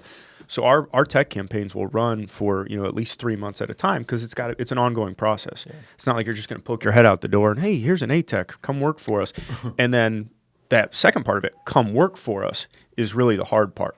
It's one thing for us to go find them, to screen them, to get them in front of the dealership. That's challenging enough. But once you got them there, what are you doing aside from giving them an extra buck an hour, I mean, what are you really doing to differentiate yourself to make them want to leave? Because there's not a lot of dealerships out there grooming their own techs, and there's not a lot of younger kids joining the labor force as automotive technicians. So you're really just looking for people that are already working somewhere else, passive seekers, if you will.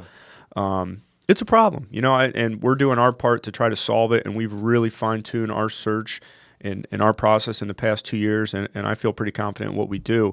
But if dealerships aren't going to hit it on the other side that I just talked about and work on bringing in apprentices, getting in touch with UTI, just growing their own technicians, then in 5 years it's going to be an even bigger problem. No question. And job postings by itself, well, and that's what I meant almost by a waste of just money. sticking your head out there. That would be the job posting of just regardless of where you put it. Right. I mean, you have to. However, you got to have visibility, but it's you have to initiate the conversation right now is what I tell dealers. You got to chase them. They're not going to start the conversation. Yeah, and we've put ourselves, it's because of longevity, research, and just sheer will and effort, you know, we've been able to create a talent network, if you will, of these people that literally no one else has. So we can go to that pool of applicants and provide a dealer where, you know, posting ads, you should post an ad, but man, it's really a 1 in a million shot that a tech's going to answer an ad. Service is interesting too, just because kind of going back to the advertising is how small the percentage of their overall ad budget is for service. Yeah, I was going to ask you about this because I've talked to some marketing companies, and especially because of the OEMs, a lot of them that doesn't apply to service, right? They can still use. For service, it's just for sales that they're not allowed to use you unless you're an approved vendor, right? Or the interesting thing, I was at a Nissan after sale conference with Lisa Copeland. Has she been on your show yet? No, I was just thinking about that last night. She's great. She's to get her butt up here. Lisa, get out here. Get up here. You're not that busy. Yeah, come on, Lisa. So we were at a show, and it was after sales, and one of the guys from Nissan showed a statistic that I was like surprised that 80% of consumers didn't know that you could buy tires from the dealership. Oh my gosh. Really? Yeah.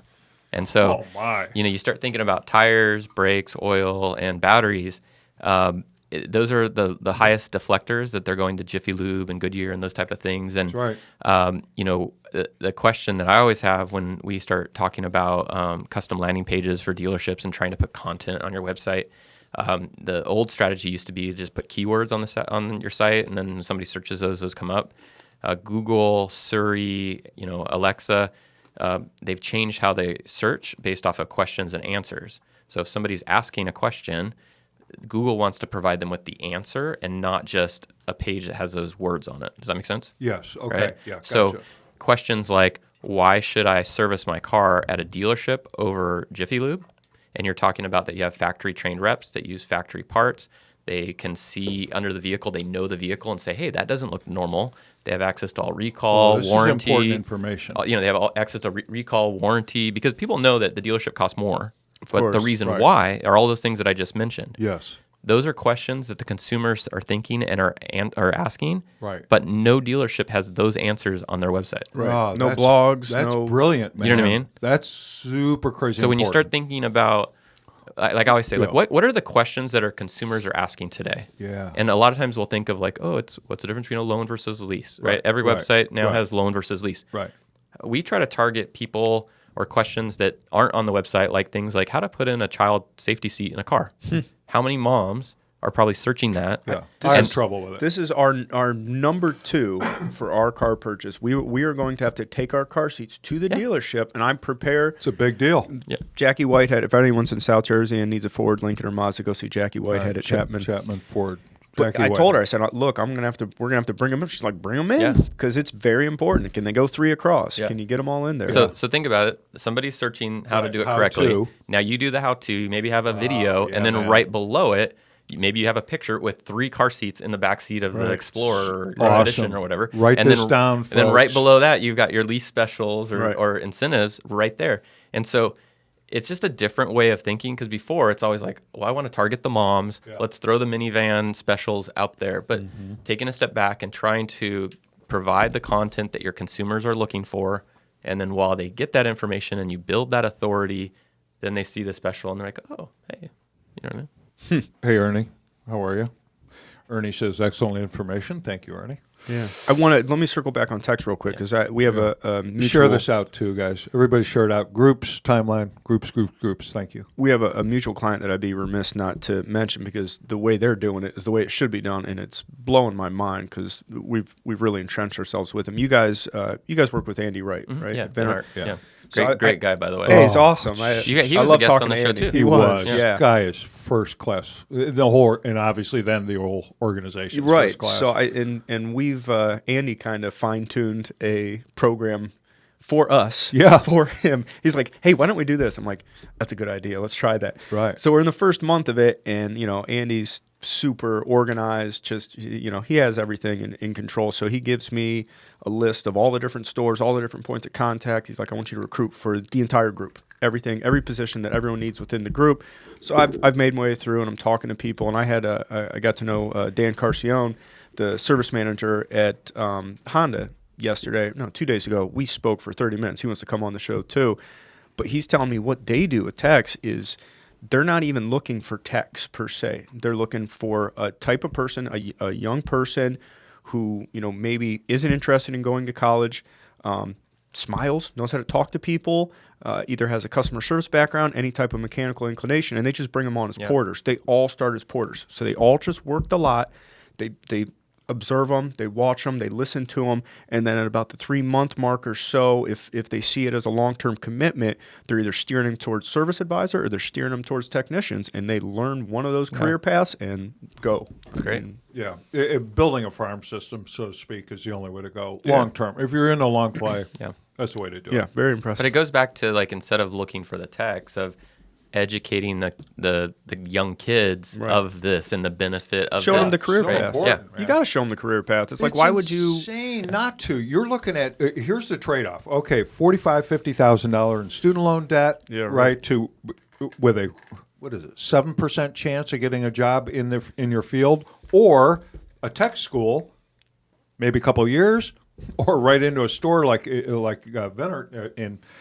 Well, and I think those are the people that everyone's missing wage. on is forget the tech school. I mean, that's fine if they want to do that. Right. How many kids Have grew your up own. watching their dad, watching their uncle fix cars and can go in and do a lot? Yeah, a lot. And it's like, who cares if they don't have an ASE? They didn't go to a tech school. Put them in the garage and see what they can do. And There you go. I think great you'll point. find that they're more than capable of at least getting started. And then, of course, you train them, get them on the warranty work and stuff like that. But Yeah. In preparation for the show, and you and I talked about it just really briefly before we started today, I had Googled something, the difference between marketing and advertising. Where'd it go? Huh. That's a good one. Yeah, and it kind of blew my mind, but I wanted to, on air, and we went over it just briefly before we started the show, but I wanted to talk to this point here. If you Google difference between marketing and advertising, it says the following. Marketing refers to preparing a product for the marketplace, period. Advertising is making your product and service known to an audience or marketplace.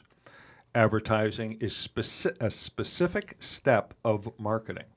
Advertising, uses the data and research collected by marketing strategies to best communicate the brand.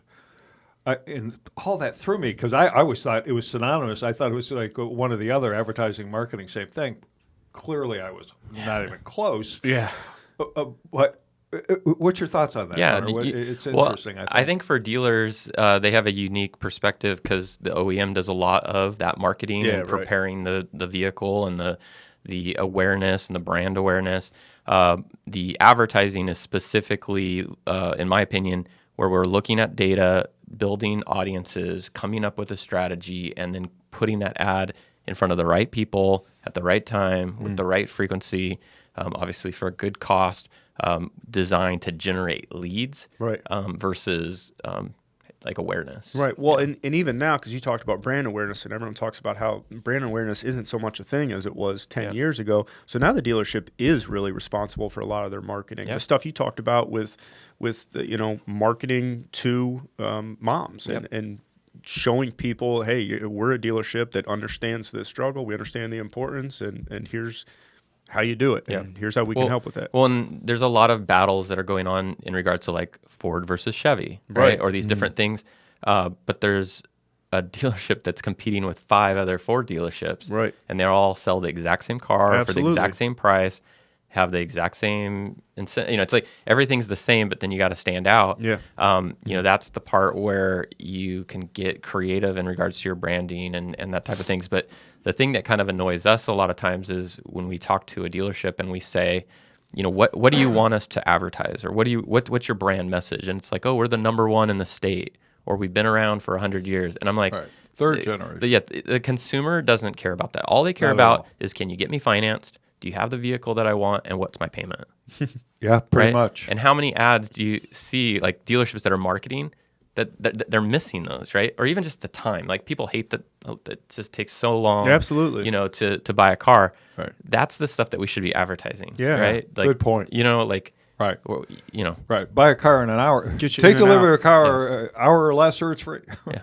Well, for every, I mean, imagine something in regards to, we set a limit, and every minute after, Yeah. Oh my the gosh, price, you the kidding price, me? the price goes down. I love that. Yeah, like the pizza thing, Yeah. 30 minutes or less. Right.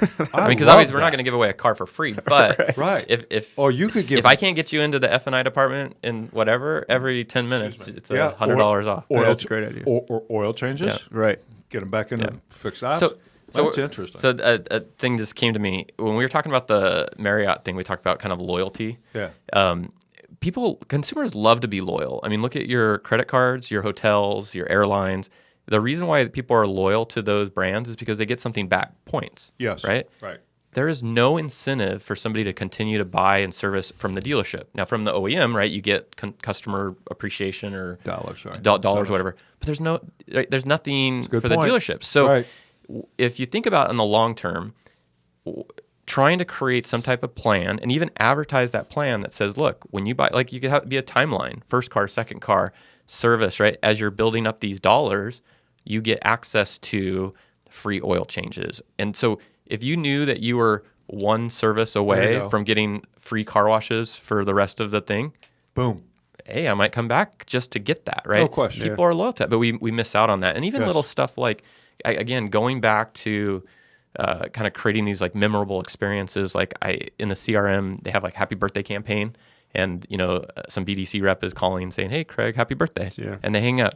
And I always listen to these calls and say, "It's their birthday." Yeah, right. The greatest thing that they could get on their birthday is a brand new car. And if I reached out to you, said, "Craig, hey, how would you like to have a brand new car today?" Well, wait, what? Right. I It's looked your at birthday. I looked at your car. I found out that you're in an equity position. I can get you into a brand new car with all the new features. I don't know if you saw the new body style. Looks really cool. Has backup camera, air conditioned seats. Right, come on. I ran some numbers, and I can get your payment pretty close to what you're currently now. Right.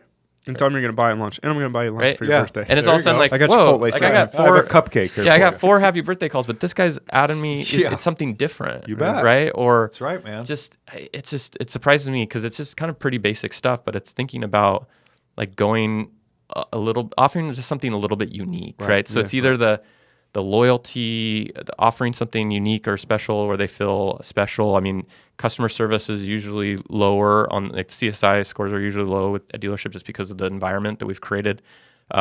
Which again, I think the problem is we separate shopping and buying. Like there's a separation there, and I think in the car industry we combine those. So It's a good point. So there's a couple. That's another topic we can talk to after Yeah, this point. But those are two distinct different actions, are they? yeah, not? and so anyways, but you know, talking about kind of the loyalty, inviting people into a customer appreciation party, even asking for referrals. Like I shouldn't be asking referrals from everybody. I should be asking referrals from my best customers. Of course. Right? Reward those people who have been loyal to you. So that's pretty cool. Yeah. But the next topic about the shopping and the buying. There's a statistic that NADA came out with years ago that said 1.4 visits for every customer they're going to buy. Yeah. Which might be a true statement, but the problem is don't believe it created a stigma that if somebody's on the lot, 50. they're ready to buy. Right. And so we hard press them. Right. And so we actually discourage Or get weak, one or the other. We discourage research. Yeah. We look down upon tire kickers. Yet we live in a society that everybody wants to do research and feel comfortable about their decision before they buy. Well, and it's self-defeating because we all hype up, well, Carvana's not going to work. The online model's not going to work because you got to touch, smell, see, and feel it. It's like, but at the same time, Yeah, we're forcing them to buy. Yeah, because when think about they're it. looking at Because it. the tire kicker has it been a negative connotation. Right. It's It like, does. oh, he's just wasting my time. Right. But we're not facilitating the research. This stinks. This happened to me last night. So we're buying a Navigator. We know we're leasing a Navigator. I buy in New Jersey just because I do, and I'm comfortable coming down here. There's a store close to us that's Ford Lincoln, and Christina goes, because there's a bunch of different, we need to specialize a little bit. We want the captain seats, but not the one with the middle console. So and the car seats. So we have to go try some things out, and we don't want to drive to New Jersey twice. So she's like, well, can't we just go to the local dealership and check one out? I'm like, I'm in the business. That's kind of shady. I don't want to do that. But I mean, should it be? Who's to say if I felt better about and more comfortable doing that, I go there and I just end up buying the car from them because they treated me so good. Yeah. Could happen. But I'm scared to go there because I would feel like a jerk just going and shopping, like you said, and not buying. Because I mean, being in the industry, we know we're wasting that person's up. Right. They've been in line. Right. They're waiting for somebody, and now we're just kind of wasting their time. But like, it's just interesting because every purchase that we make, we do research on. I mean, I'm sure the cameras, everything, like you want the best ones, you start doing the research or whatever, and you want to touch it, feel it. Yep. But you don't always want to feel like, man, I'm going to get like, or I'm going to go and they're going to start following up with me. So maybe now I'm getting a fake name. Yep. Right. Yeah. You know, right. And even like, so this is the other, crazy, man. This is another pet peeve that I have that every dealership has. On their website, we have a button that says click here for e-price. So in your research, you want to know if you can afford this car, if this car is even in your market. Right. Mm-hmm. You see a button that says click here for e-price. You click on it and you don't get the price, you get a form. Right. So then you think, oh, I'm going to fill out the Squeeze form page. Right. and then I'll get the price. No. Thank you for submitting a lead. Somebody's going to be responding to you, and now you're enrolled in this long-term follow-up. Right. And the guy's like, whoa, I'm just doing my research. That would piss me off. So then you think, okay, now he goes to the next website. Now he's giving bad information. He's giving little information. So we've kind of created a lot of the problems that the dealership has. Great point. Because we have been focused on lead capturing and selling, but we're not providing the dealership or the consumer the research to make an educated decision. Right. And the buzzword the last couple of years, and I actually did a post on it a couple of days ago, was there's always this buzz about digital retailing and the future of automotive and everything's going to be online. And I hear my friends who aren't in the industry, they say, like, I could buy everything on Amazon. Why can't I buy a car? Well, one, it's the second most expensive thing that you're ever going to buy besides a home. Right. You have to apply for credit, financing, licensing, taxes, registration. There's a lot of stuff that, with fake IDs and data breach. Like, do you want all that stuff to be done through a computer? How do you verify that the person on the other side is actually that person, right? So that's one whole thing. Right. And obviously there's some companies who are figuring that out. But secondly, we talked about the importance of the test drive and making sure that the car fits and everything.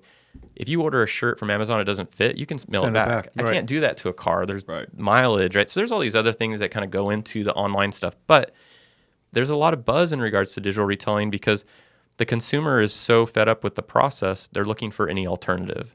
And historically, the third-party lead providers were designed as a way and marketed as an alternate to the dealership. Cars Direct. Don't buy the cars from the dealership, go to Cars Direct, and we'll get you best pricing. They didn't know that it was just routing the leads back to the dealership. Right. Or you have like True Car, these other places, like, get the invoice price, right? It's actually hurting the dealers, right? Because you're driving the price down. Right. But then you start having the click here for e-price, but now we're getting into digital retail, and the frustration with, yes, that might be the future.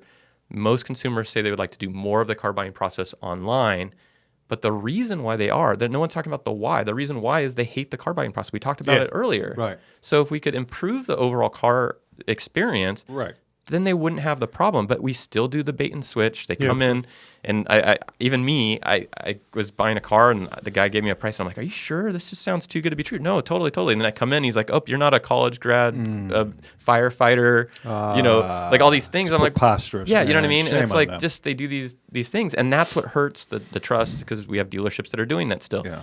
But if you could fix the process, and then the other example that I always give is Apple. They're the most digital company that I know. You can buy every single one of their products online, but when you go to the Apple store, it's crowded. Yeah. So you had kind of, on one of your shows, and I don't know if you're going to ask me this question, but you asked a previous guest of if you owned a dealership, how would that be? Yeah. I would try to model it after the Apple store. Right? You can go to the Apple store. You can try anything out. I've seen guys working, like literally working in an Apple store. You know what I mean? there's no pressure. When you want to talk to somebody, you actually have to get an appointment. Like, even if I want to buy something right then, I got to wait, and like, if we could apply that into it, and again, Cliff Banks, we talked about earlier, actually commented and says, well, we're still selling, 30 million. whatever cars. So people are still buying it, but I think there's an opportunity to fix just the experience that they're having, right? The consumer does not like how long it takes.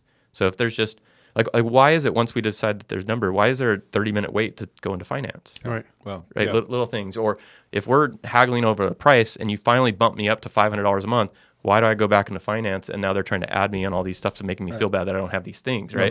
Why aren't we including those into the negotiation, the payment, right? Yes. Right.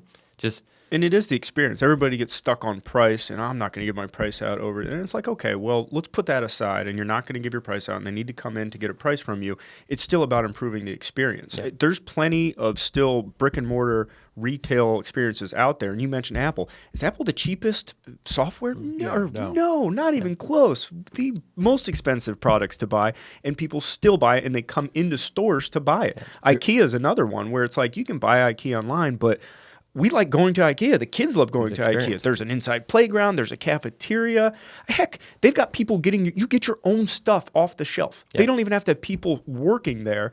They've just set it up so cool that the flow of the store, you get to walk around and see all the setups. You have to go through the whole store too. Yeah, you walk through the whole store and grab your own furniture out of a warehouse, and they're selling that. To your point, yesterday I read an article about Bed Bath & Beyond, like killing it. They're their only mall space that's doing anything, and they're actually expanding, getting into more malls and everything. And it's all about the experience, the smells. You mean Bath and Body Works? Yeah, Bed Bath and Beyond's going out of business. Yeah, I'm sorry. Yeah, what's it called? Bath and Body Works. Yeah, Bath and Body Works. They're the candles and everything. They've closed a lot of stores. Yeah. But it's interesting, and it's customer experience. It's engaging the senses, the smell, and they let you go up to the sink and wash your hands and try them out. So you mentioned about not wanting to give price, and I've been in a lot of trade shows that the topic has actually been, do you give price over the phone or don't? Right. And I made the comment earlier that I said when they get to that point, it's too late. Right. Think about if we can pull those people into the market. I can actually give an actual payment because, again, going back, I have all that information. And if they now go to another competitor and say, hey, what's my payment? Their payment will always be high because they don't know the equity. How many people, when they call into the BDC, this is the BDC rep, do you have a trade? Do you know what your payment is? What's the payoff on? They don't even ask those questions. Right. You know what I mean? So we can actually do the stuff that the consumer wants based off the data that we want. We're creating an experience where we're not requiring them to go, you have to come into the store. No, I have all the data right here. The only variable is the trade-in, right? That the condition that I say or I put the book in is what it is. But I can build into that equation fair or bad even, and it just gives me a buffer. Sure. Right? And then let's say you come in and I can actually lower your payment even more. Again, going back to surprising them, instead of saying, I locked this, guy on a $700 payment, right? Like in retail, I actually sold. I don't know. You came from retail too. Oh yeah. There was a guy that my Foursquare. I did the Foursquare, and he said yes. Yeah, and I was like, oh, you're not prepared for that. Yeah, and I'm like, oh shoot. How and can I get to that? You do the math, and it's like I got to lower the payment. But thinking about this the opposite way of instead of starting out high and working our way low. Think about providing a good payment to get them in, but then coming and say, hey, I ran some numbers or we looked at your trade and your trade is actually better than we thought. And I'm actually going to lower the thing. Are you kidding me? Like, yeah, right. Like, and it's little stuff. And you could easily just bump up every quote by $50 and then just come back. And that's just a way to think like, man, this person. Yeah. Well, I think a lot of this comes from the standpoint of it's always been kind of easy. It is a captive market. They basically still to this point need to come in or some variance of that. And it's almost too easy to sell cars. So, we let stuff go and we don't grow, we don't improve our strategy, our culture, our environment, the process, the experience. We just don't because we don't have to, basically. Yeah. However, in saying that, it's, and I don't know what the exact figure is, but I saw something online the other day that we're losing on average $750 per new vehicle sold, which is, it's like, well, we'll just make it up and buy them. But again, I'd be interested to see on the timeline, are those the consumers that are at the end of their term, Yeah. right? That are shopping, other I'm dealers, sure. and they're lowering the price, or Yeah. if I could get people in. It's a much better way. You know what I mean? And so, yeah, definitely. the other thing too, a lot of the warranties on vehicles is pretty high right now. But if I was a dealer, going back to your question on how my dealership would be, I'd be focused on trying to get cars in with warranty still left. Because if a vehicle has some warranty, Good selling point. hey, if you don't trust me that it's a good car, if Right. anything breaks for the next 2,000 miles, You're cool. the OEM covers it, right? Right. And there was a thing with Dealer Socket that we would always do with our equity tool, and the dealer, I think in Florida, actually did this, is with their equity mining tool, it was like a revenue radar, and it had like a little radar thing. Right. And the dealership printed out a little radar sticker, it looked like a radar, and he'd put it on the cars. And then the consumer would be like, hey, what's that what's radar that? mean? And it says, well, this is actually a vehicle that we have history, so there's no mystery, Nice. right? Because everybody wants the Carfax, Yeah. right? Right. But if you can pull somebody in and you know that you sold it to them, There you go. you have a copy of every single RO Yeah. that they Right. did. You knew everything that came in or what problems they did or didn't have. Right. And I could even, if I wanted to, I could even get you in contact with that consumer, right? Yeah. Right. So It's like buying a house. yeah. So Right. you're looking That's at what it's like. So if you're looking at two vehicles, one has this radar, the other one we picked up at an auction, No brainer. and we have no idea. I should be able to sell that. Well, why don't we market that and say bet. we have these no history, no mystery vehicles, right? Love it. The other thing too, kind of going back to that, is how many times do we have people coming into the dealership looking for a car that we don't have, Yeah. right? And you say, okay, well, let me get you my information, and some CRMs you can even put it in, and it will alert you if that vehicle comes in. Right. The problem is we let the customer leave. Yeah. Let's say you're looking for a specific car. Let's say you want a used Navigator. We don't have any used Navigators. Instead of letting you leave, I can go sit you at my desk. I can go into the CRM and say, who did I sell a Navigator to 3-4 years ago? There you go. Listen up. I get my list. Listen up, people. And so now I call Craig and say, hey, Craig, do you still have that Navigator? Yeah, I do. I just saw that you came in. I'm looking at your service history. You came in for an oil change last week. Yep. Nothing else needed to be done. Have you thought about selling your car? No, not really. What do you got? Well, I have a guy next to me. He's looking for a car just like yours. I know you take really good care of it. And if you were interested in selling, I could probably give you a little bit more for your trade than you probably would have on your own, because I have a buyer right here. Boom. Would you come in at 3 o'clock? And hey, just for your time, if you come in and it doesn't work out, I'll give you a coupon for a free oil change, car wash, whatever it is. Yep. Right. Love it. So this guy's happy, and I might be able to pull 2 or 3 people in. But the biggest part is when you bring the car in, guess who's going to do the selling? Right. You. Right. Yeah. I love this car. I've taken it on great. fun things. I added this. Right. That's a super easy Yeah. process. He wants this to So happen. I call that the vehicle locate service, and just you bring, like, let me find that car for you. Yeah. Right. Yeah. Because otherwise you're just going to dealer until you find it. That Right. that takes too much thought and work. And what's crazy is I saw a similar situation to that on Facebook, and it was someone who didn't do that, and the negative side effect was, local dealership, kind of a small town. Somebody went in and bought their neighbor's car. The person who sold it, they told their friend, they're like, that's my neighbor's car. How much did you pay for it? And he told them it was like $5,000 more than the trade-in, where if they would have facilitated something like that, they probably could have found out on their own that they could have skipped the middleman and just sold it right And the other thing too, a lot of the business that, like I'm talking about, of pulling these vehicles in before the end of their term, or why they still have warranty, come from service. And the service manager or the director might be like, I don't want to lose these service customers. But they are missing the big picture, because this is a loyal service customer That is tricky. that we're going to get into a new car who will continue to do the service. Correct. And now this person will bring in the service. And then again, we talked about kind of surprising the customer with something cool, like lowering the price. You have an out of warranty vehicle, something breaks, you're not looking forward to this anyways. You had to drop it off. The guy says, hey, your car's going to be ready. It's a $400 customer pay RO. You're walking in to pay that, and the used car manager stops you and say, hey, I know you weren't expecting to pay that $400 out of pocket. Would you be interested if I was able to save that? Right? Yep. I've got some new cars. Yep. I ran your car, your trade value. I ran your payment. I found a car that I can keep your payment exactly the same, zero out of pocket, and you don't have to pay that $400. Right. Now you're in the warranty starts all over again. Who wouldn't do that? New car, you know what I mean? $400. Yeah, it's like it's a super simple process, because dealers have the board that says, hey, we want these vehicles, and you have used car managers, but it's that that special, like, man, this dealership didn't want to take advantage of me. Instead, That's right. That's an overall mindset, culture, if you will, environment at the dealership that has to go top down. Yeah. And it has to be focused on, concentrated on. And this is not that difficult. Yeah. And again, I think it's just wanting to. You got to be deliberate about it. A lot of intentional. Yes. Because you'll see that idea out there. Like you said, I get emails all the time. We want your car. You get mailers. They go right in the trash. Right. That's not the right pitch. That's not the right way to go about it. That's not the right delivery. It's just taking it a step further. Well, and a lot of times when you do those mailers and stuff, the dealerships are pulling out of the DMS.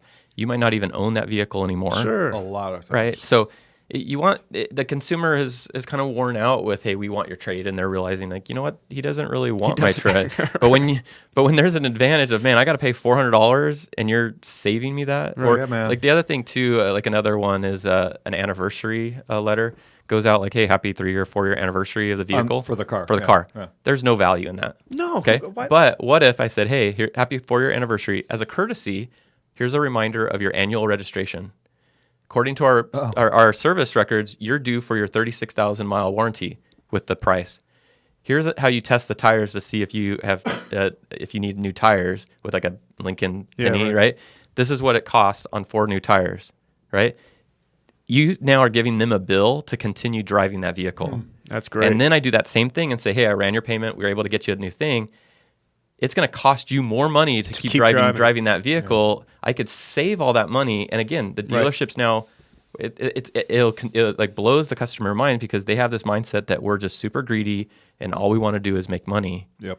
And so when you can provide them with money saving opportunities, and then they're like, and I'm getting a new car with a full warranty. Right. New is always better. Always. Barney Stinson on How I Met Your Mother, that's one of his things. New is always better. And that everyone in society does that. I try not to do it. I still do it.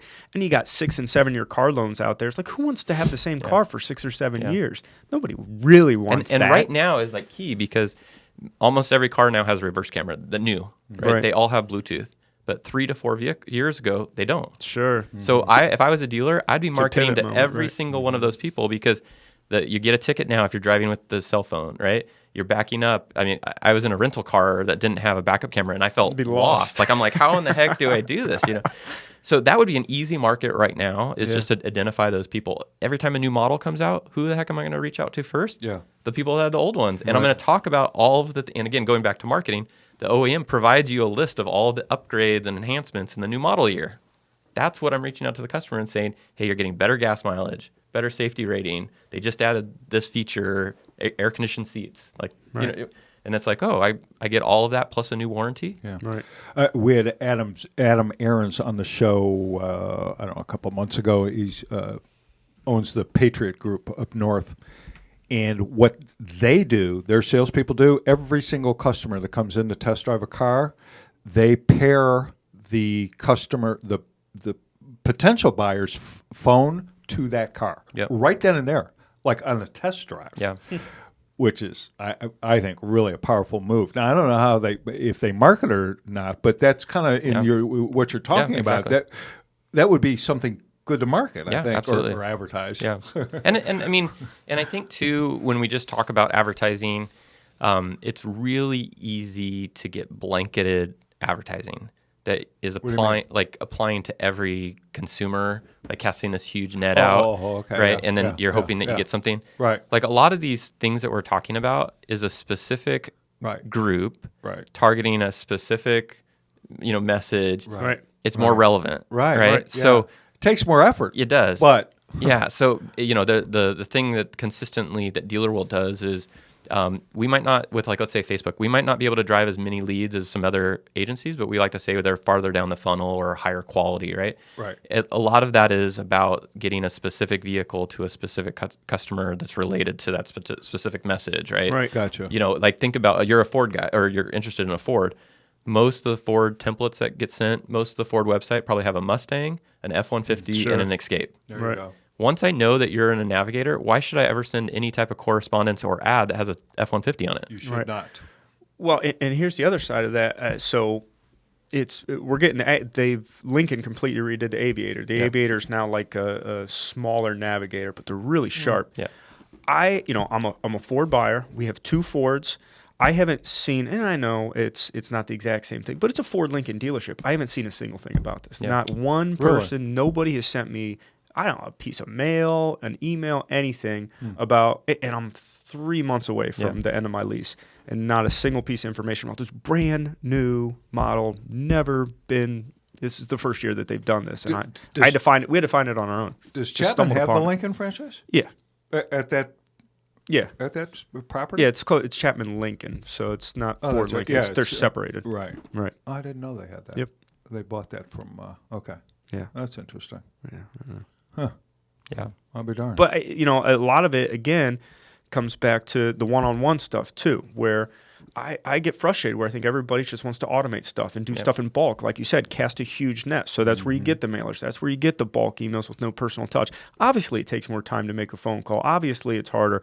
Obviously, you got to leave voicemails. You got to dig in CRM. But that message delivered one-on-one to a specific person, a specific audience, it carries more weight and it's worth the time, where you could throw out 5,000 mailers and maybe get one. Well, if you have this one that you're focused on and you can just talk specifically to them, it's going to resonate more. And the more that you can take your data and define these little pockets of people. Sure. Here's another tip.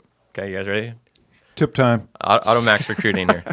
Most websites have like a inventory. They'll have all the models, and then they'll have a page that says like vehicles under $10,000. Right. Okay.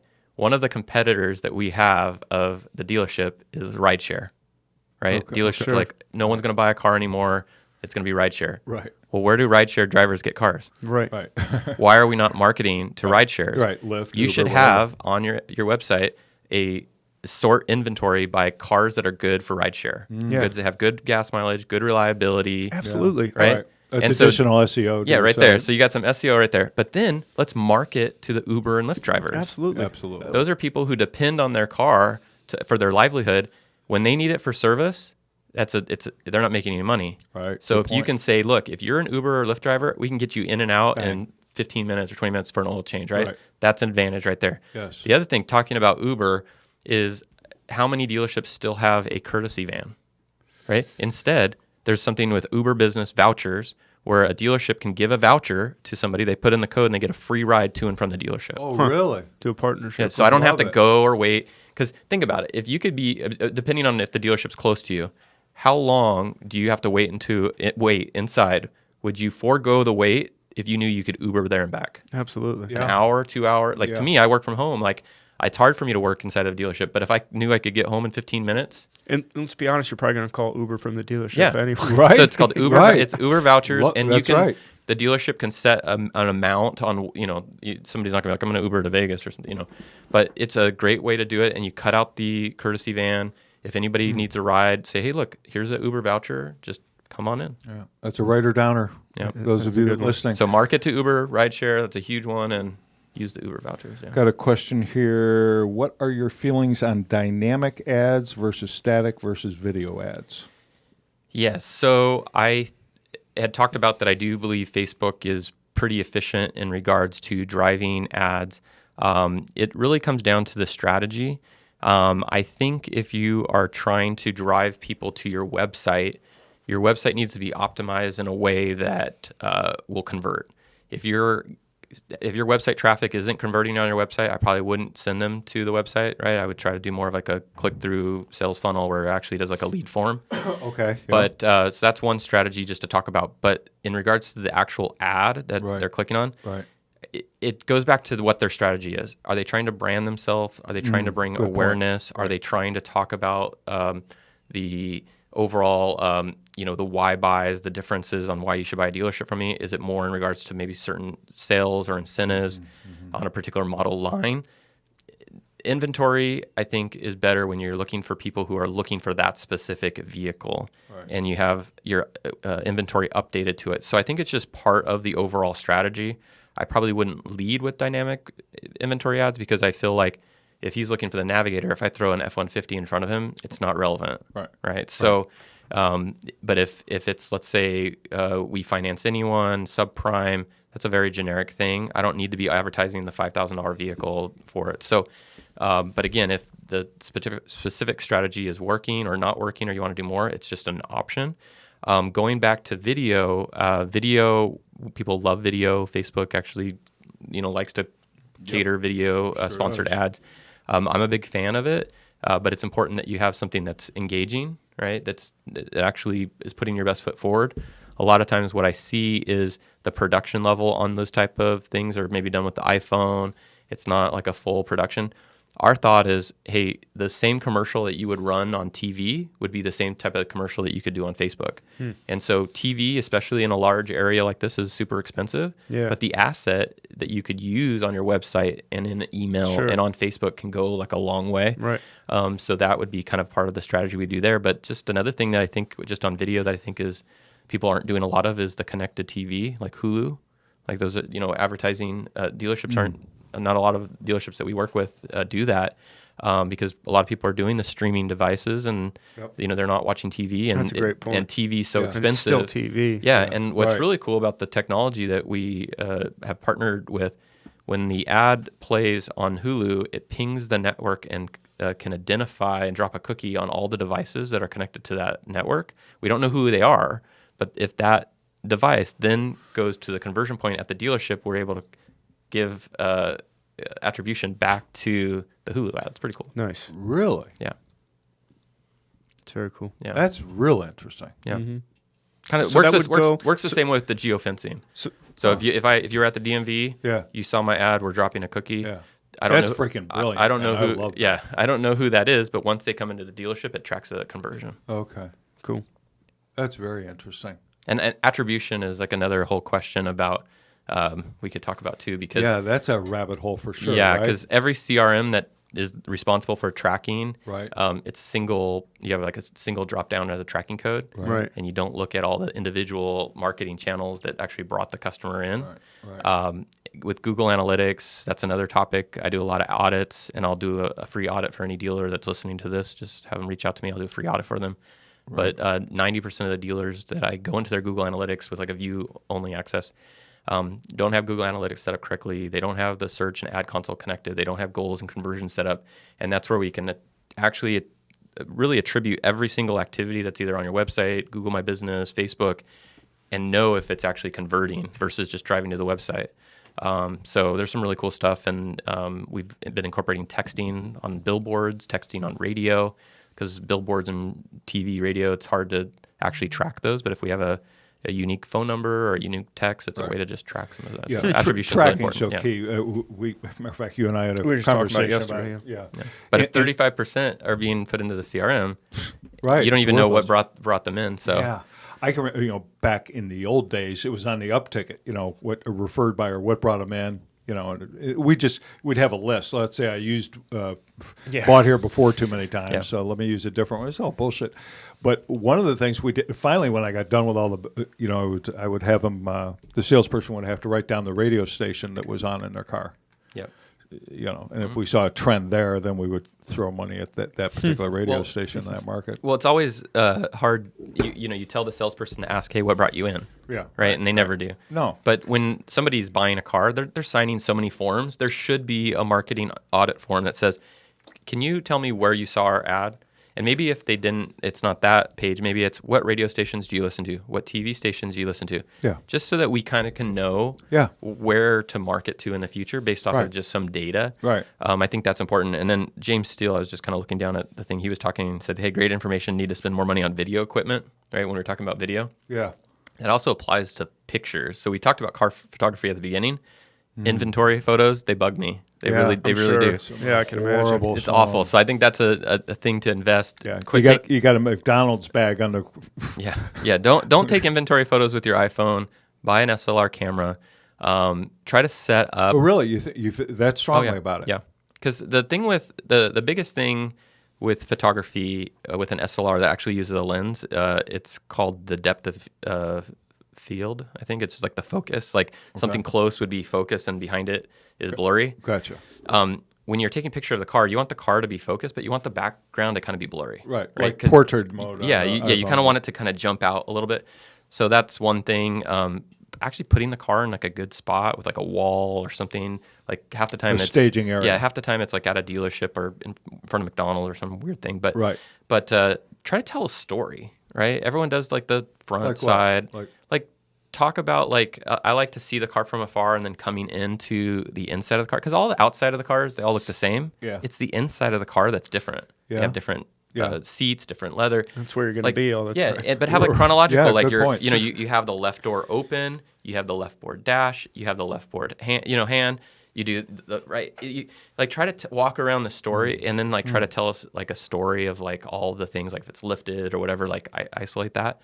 But there's some just basic things like get a little bit lower when you take a picture, right? Versus we walk around cars all the time standing. Oh yeah. But by just getting down a little bit lower, it changes the perspective. Oh, completely. And it's crazy. Or if there's a tree behind it, you don't want a picture with the tree growing out the top like an antenna.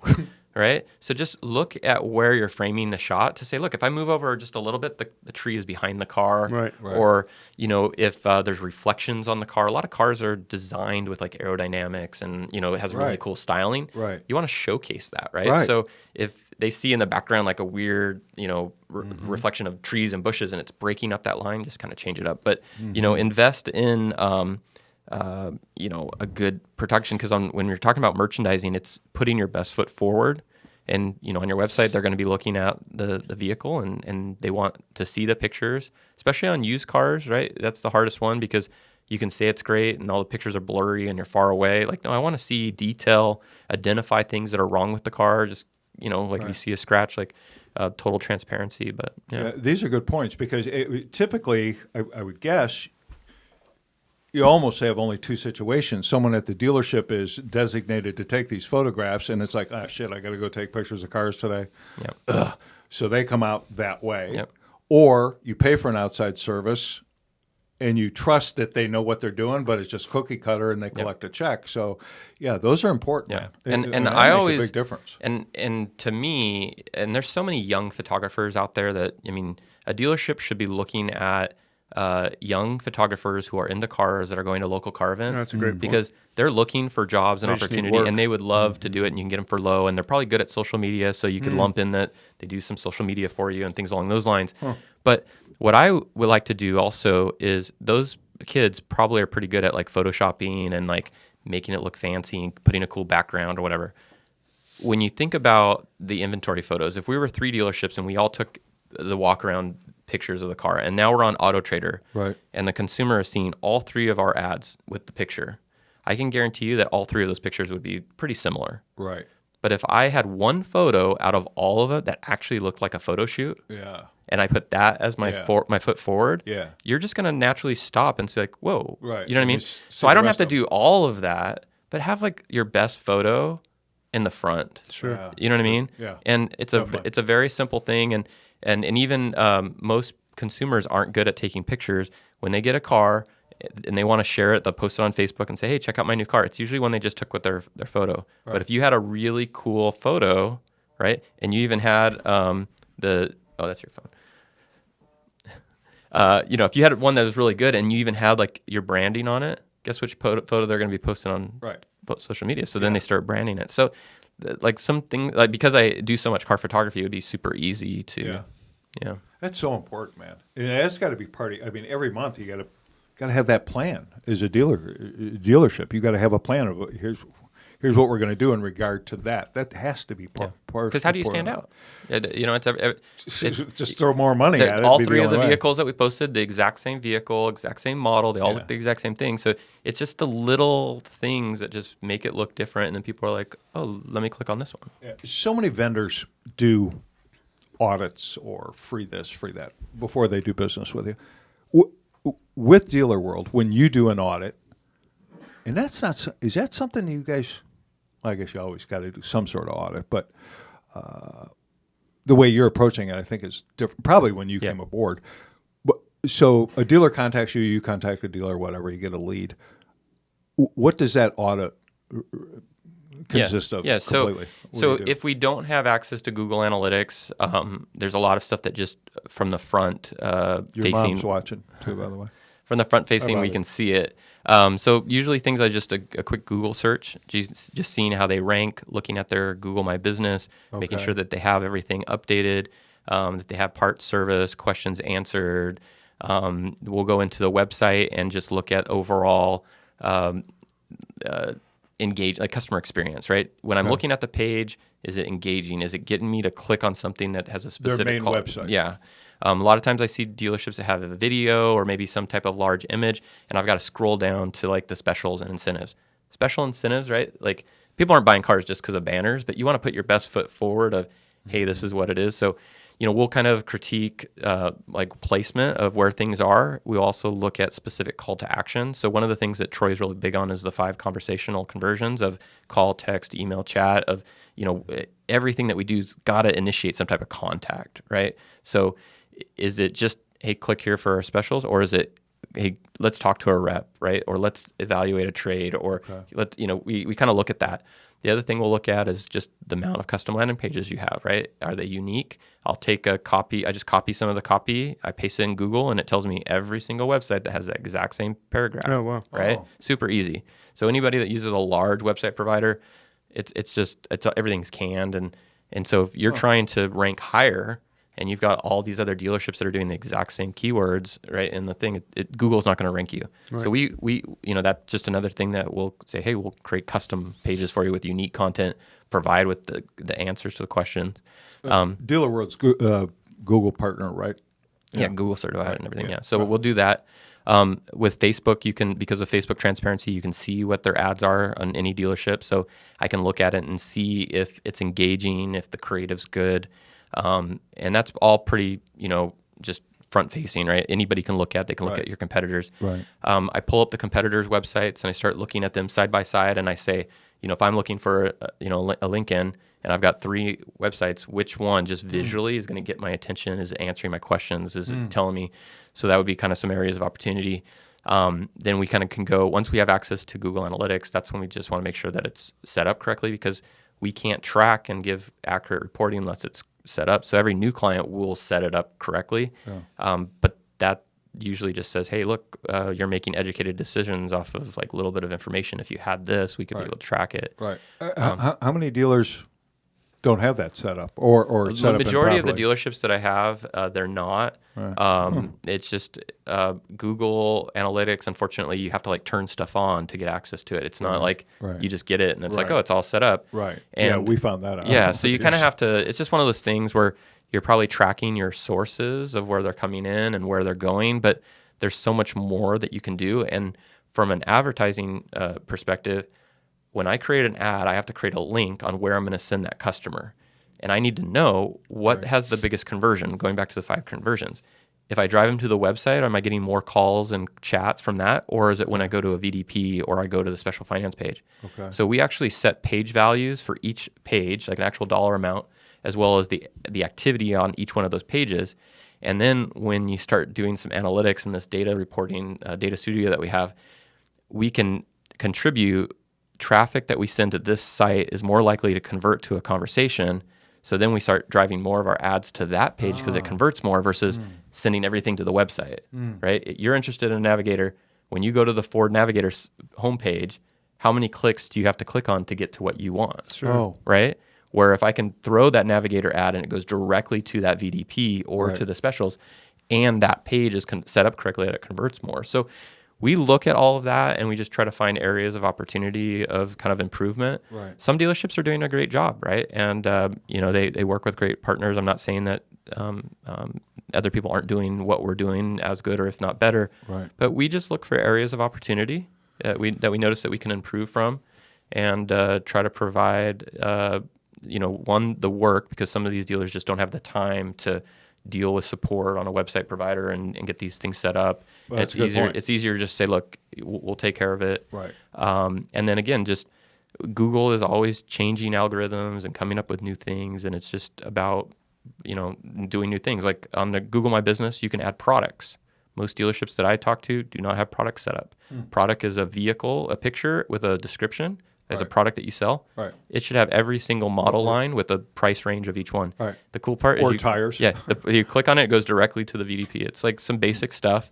But we just, try to do that. And, like I said, the audits are free. They don't really take a lot of time, and they could do it on themselves. But we just try to identify and just look if there's areas of opportunity to improve. How do you provide that information to the dealer then? We put it kind of in just like a spreadsheet and a little PowerPoint so that they can have it. And sometimes we'll say, look, if you're in a long-term contract or you're happy with who you are, take this back to them. And again, that goes back to Troy just wanting to help out. So he'll say, well, like, take this and have them fix it. And if they're not good at it or you're not getting the results, then come back to us. That's unusual. I love that. Yeah. That's the way he does business. I love that about your company. Yeah. I really do. You'd be surprised on how many of the clients that we've gotten, like, looked at us or we consulted, and then all of a sudden they circle back and they're like, okay, like you created the value, and that's our model too. Part of the reason the vendor world exists because you can show a dealership how to do something. A lot of times they just don't have time to do that, and a lot of stuff that we're talking about, even the pictures. I mean, it's a great concept and it should be done that way. But the reason there's vendors that exist to take quality pictures of cars is because they don't have time to do that. That's exactly right. Well, and Troy even will do vendor management for some dealers. Because they're getting hit up with vendors all the time that want they want a percentage of that ad spend, and they say, look, let us vet that out because we don't take a percentage of your ad spend. You're looking at us to get the best return, and maybe there is a third party provider or something out there that would be good, but we could vet that out, and then we come back to them and say, hey, this is what we need. And even with, as I mentioned, on some of the OEMs where we're not a certified vendor, there's a couple OEMs that we can't do paid search. So they keep their paid search company. We do everything that we can do, but then we hold the CDK or the website Cobalt or whatever accountable because we know what we're doing. We have no skin in the game, because we're just helping them out. So. What tracking phone numbers other than which I mean they're important obviously. Yeah. Other than that, how else can a dealer track from his or her site? What other than a phone number? Yeah, so phone numbers are important, having individual phone numbers on every every mailer, email, billboard should all have a unique phone number because that's how we can track where those are coming from. Texting is another thing that we can track. Particular website providers like Dealer Socket with their Crossfire actually drops a cookie once the person's been on the website, and then once that person submits a lead or calls, it's actually able to connect those two. Okay. So that technology exists with like Delta and stuff. If you've ever looked at a flight and it tells you a price, then you leave and you come back and it says one left and the price went up. Oh, yeah. Right. So they know that you're a second visit and that you see the price go up, so then you're more likely to book it now. So kind of same technology applies. Yeah. And dealerships are missing the boat on that one because they know when a person's coming back to the website. Right. Every website, the homepage is designed to acquire new customers, conquest. But we drive our repeat business back to our homepage. Right? Think about it. All of our web specials. Take them back to the same page they left. Yeah. It's kind of crazy. Yep. And the technology isn't that we don't necessarily do it, but the website providers, they have the technology. If I know you're into a navigator, like I could direct you to the navigator page. Right? Interesting. And you see, I think with my cable bill, I have Cox, and there's Cox.com, and then like there's like it's selling, and then there's like the customer account, like it's like your own. Right. But when I go to it, it knows, and it reverts to the customer side and misses, because you go to the prospect side. If you somehow figure out how to do it, you'll notice that all the things are lower because they're trying to get you new customers. But then once you're a customer, as a new customer, once you log in and you go back to it, even logged out, it pay us our money. It diverts us back to the That's why you got to call those people every once in a while and tell them you're going to cancel. Yeah. I do. It works. Man. Yeah. Your brother does it like every 2 months. He keeps getting deals. So funny story. A guy I used to work with back at Dealer Socket, he had XM radio, and I had done the same thing and got like a lower thing. And so I told him, like, you got to go call the cancellation. He's like, okay, I'm going to do it. He really liked XM radio, by the way. So he calls. He's like, yeah, I was thinking about quitting. He's like, okay, you're canceled. I know. I said, whoa. And he was like, and this does happen. So I don't know if it's something in your tone or a sales thing or it's just luck of the draw, because I've had people say, no, that doesn't work. I've tried. I'm like, I've never once called Comcast. Either have I. Told them, look, maybe they're going about it the wrong way. I don't threaten. When I call, I'll be like, hey, I used to be at this price. I want to keep using the service. I don't want to take anything away from the service that I'm using. Can I get closer to that same price? Yeah, that's the way to handle it, I would think. Yeah. It's usually a lay down. I mean, Right. I've never had any issues. Yeah, I think they probably have their game plan is probably, hey, if they call up guns blazing, screw that. Yeah, it could be. Yeah, probably. That's interesting. Listen, I gotta run, but before I run, What time is it? it's a little after 1.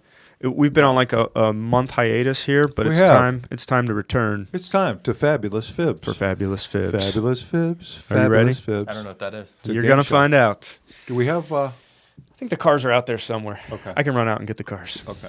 So, It's a game. Okay. yeah. So this is our game that we play here. Yeah. I have 3 statements that I'm Okay. going to read, okay? 2 of them are true. 1 of them, bold-faced lie. You have to tell me which one is false. Okay. Not which one is true, okay? All right, I'm gonna Which read one it. is false? Yeah, that's what it's always been. You always struggle with this. All right. So, shout out to my oldest daughter, Madeline, because she helped me today. You'll be able to see which one she helped with. Statement number 1. There are 13 official Disney princesses. Statement number 2. Peter Lick holds the record for the most expensive photograph ever sold at $10 million. Statement number 3. $15 billion per year is spent worldwide on advertising that targets children specifically. So I'll go through again. Statement number 1, there are 13 official Disney princesses. Statement number 2, Peter Lick holds the record for most expensive photograph ever sold at $10 million. Statement number 3, $15 billion per year is spent worldwide on advertising to children. That's a tricky one because you could just change the number by 1 on any of them and throw them off. I you know don't, what I mean? I don't change. Yeah, I wouldn't change by 1. But that's yes. what I mean, right? Yes. So it's not Sure. like the 13. Let's see. So Ariel, Snow White. No. Go for it. that Talk sounded- yourself yeah, through there it. you Talk go. yourself through it, That man. sounded about right. right. And then, Huh? oh, it's all good. Are we? Are we out of cars? We might have ran out of cars. So that's what we owe you a car. I would think there's about Adam, 13. All Systems Go stole all our cars. They're great people, but they're thieves with little cars. All right. You're crazy. Thank you, Adam. And then the photo. Producer Adam from All Systems Go AV. Let's see, the photo for $1 million sounds about right. I don't know. The 15 billion one that might seem kind of high. I'm gonna go with that one. I'm gonna think the 15 billion directed. But is that like kids and cereal cartoons? They didn't mention the medium. It was just That's probably flat out that's worldwide. probably right. That's probably right. 15 billion? I don't know. Maybe the photography one. Yeah, $1 million? I would think it'd Be I more. just- it's 10 more it's than that. 10 million? million. is the Oh. statement, 10 million for a photograph. What did the banana sell for? yeah. Banana. I The missed banana this. Yeah, art? there's like Did you guys see there's like a that? banana with I missed duct this. tape. Yes, $1 So million. it or was an something? actual banana. banana. People are awful. And you have to switch it out. People So are- it's not art at all. It's like horrible stupid. human beings. Yeah. It's terrible. Okay, I'm gonna say the photographer is false.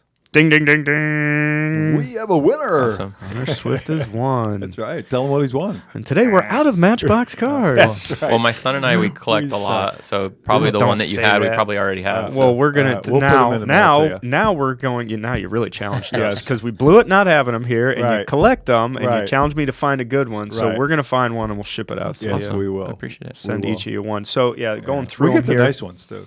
Yeah, we had some good ones. There are 13 official Disney princesses, which blew my mind. I thought it sounded low.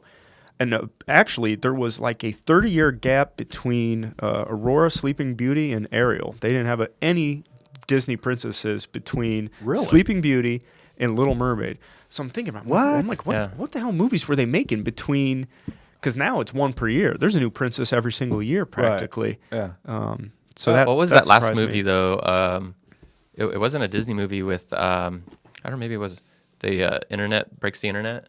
Yeah. Because there was that one scene where all of the Oh, it was awesome. where all the It was princesses so would- good. yeah. You got to see that, Dad. So they do just like that a scene is really awesome. so good. So they do in Wreck-It Ralph 2, they do a kind of modern hip take on all the Disney princesses, and they're sitting around talking to Vanellope because she's kind of a princess, kind of a queen. She's in the video game, so they're explaining to her how being Yeah. a Disney princess goes. But they're all lounging around like having a Slumber sleepover. party, yeah. And they all Awesome. have like ironic shirts on based on the movie that they're from. It was really good. I would think if you go to the cinema right now, go watch 10 movies. Pick them out, whatever they are. Right. And then pick out 10 Disney movies or whatever. I think as an adult, I think you come out of those Disney movies almost. Oh, that was cool. I had to fight back tears at Frozen 2 multiple times, and it's at least a top 50 all-time movie that I've ever seen. Really? And definitely a top 5 Disney movie. It was better than the first one, and Christina and I sat there for a minute afterwards, and we're like, but it's everything. They just nail everything so much. It's the visuals, the epic storyline, the voice characters, just the presentation, the music. Do you have a Disney Plus? Yeah, so Have you watched The Imagineers? No, I haven't seen it. Oh, it's an amazing documentary that talks about like the Imagineers, which is like the creative department for Disney. Okay, and they're the ones behind all this. Behind all of it. And it talks about, there's probably like 6 or 7 episodes, but it talks about like all the behind the scenes on how each of the rides at Disneyland got created and how like they did the Disney World and the cruises and all these things. It's super interesting. Let's check it out. Imagineers. Oh man, my kids like it, and it's like I'm like it's great. Just some of the stuff. Go back. We keep going back to this about creating a unique, special experience. Like they've nailed it. They nailed always it. Nail it. Right.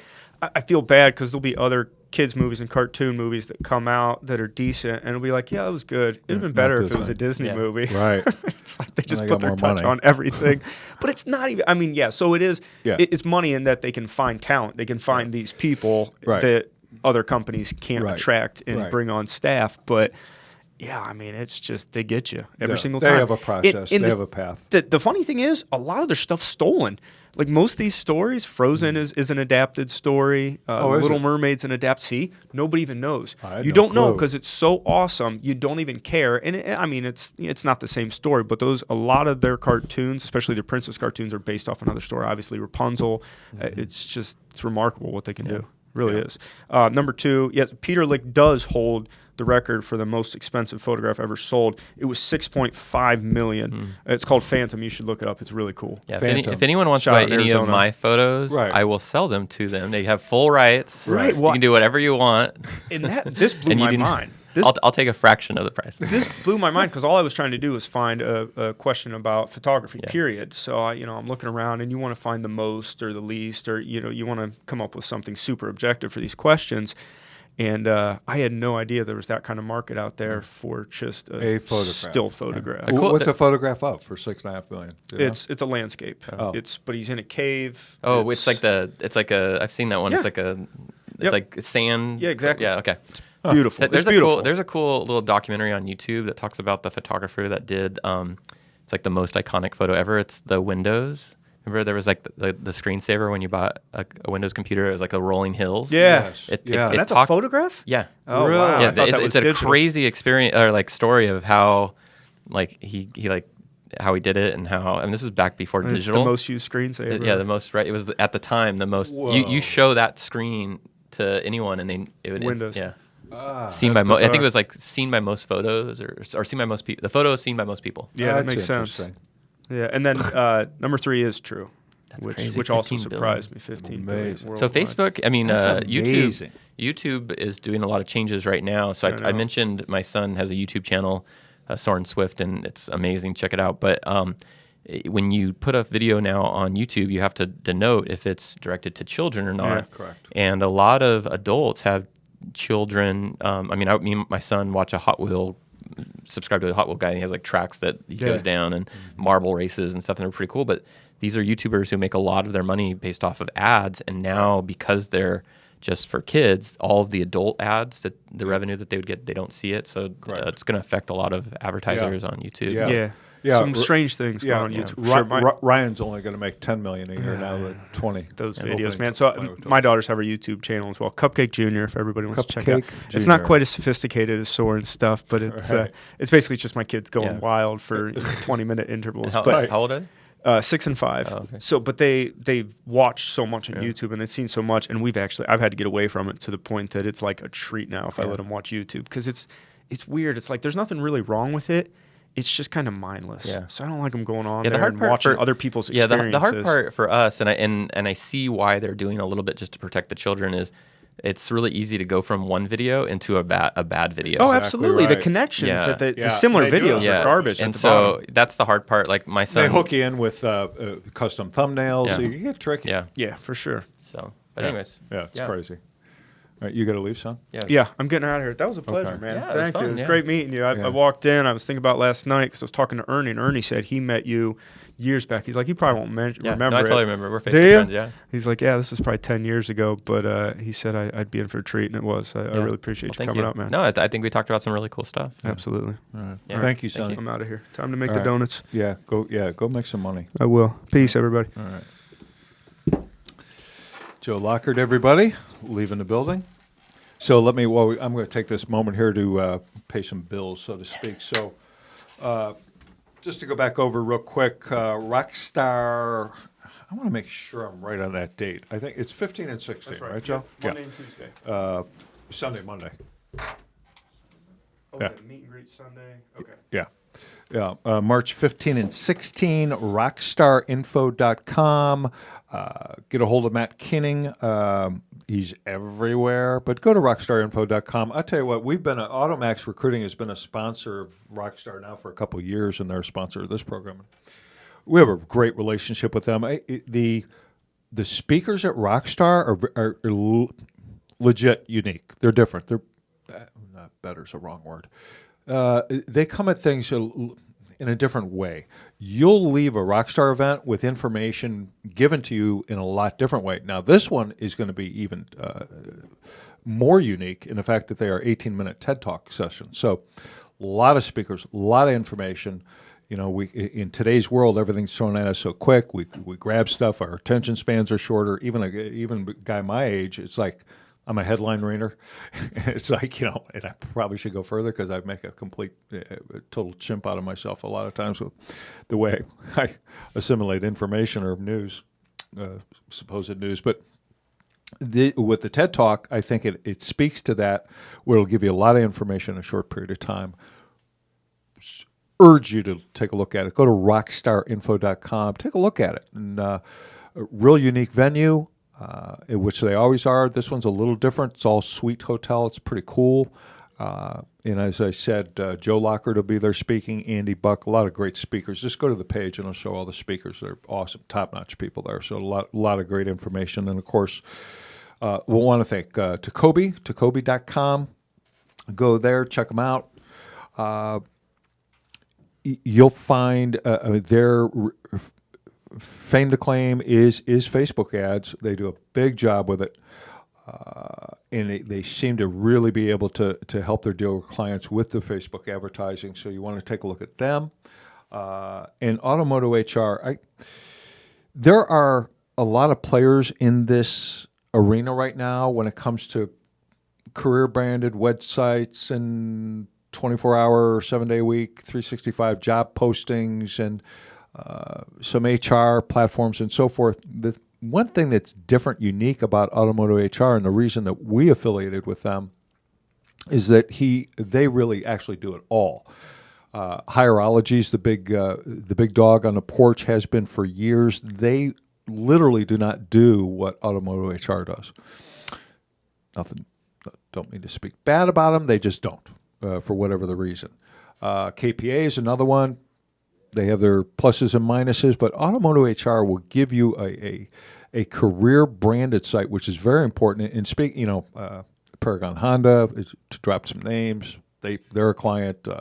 The Patriot stores. If you want to see how you can incorporate video into creating a culture on your help wanted page, if you would, on your website, take a look at any of the Patriot stores.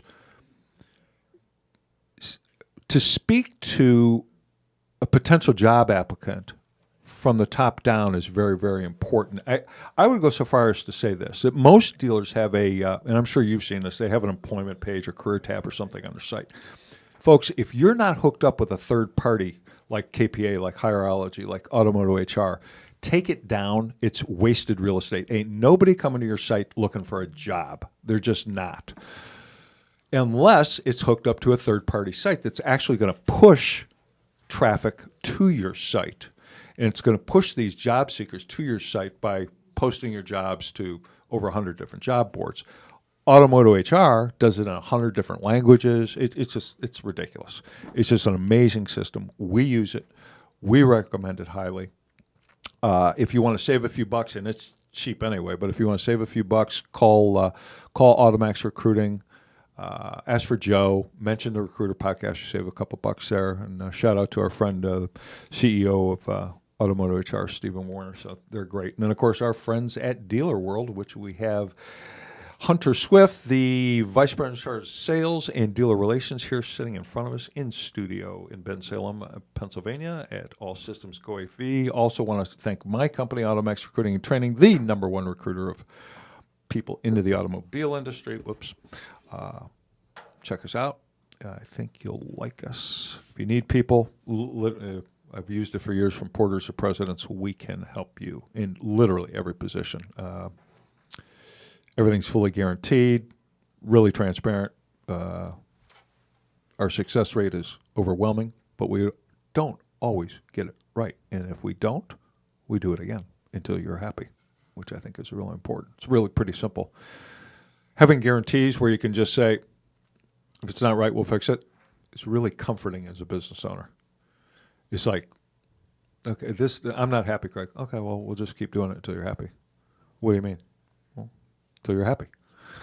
Oh, okay, so I could jerk you around a little bit and say I'm not happy for a while? Yeah, you could do that if you want. But I don't think you'd do that, but yeah, you could do that. I don't care. So makes it pretty easy to do business when you have that kind of guarantee on stuff. So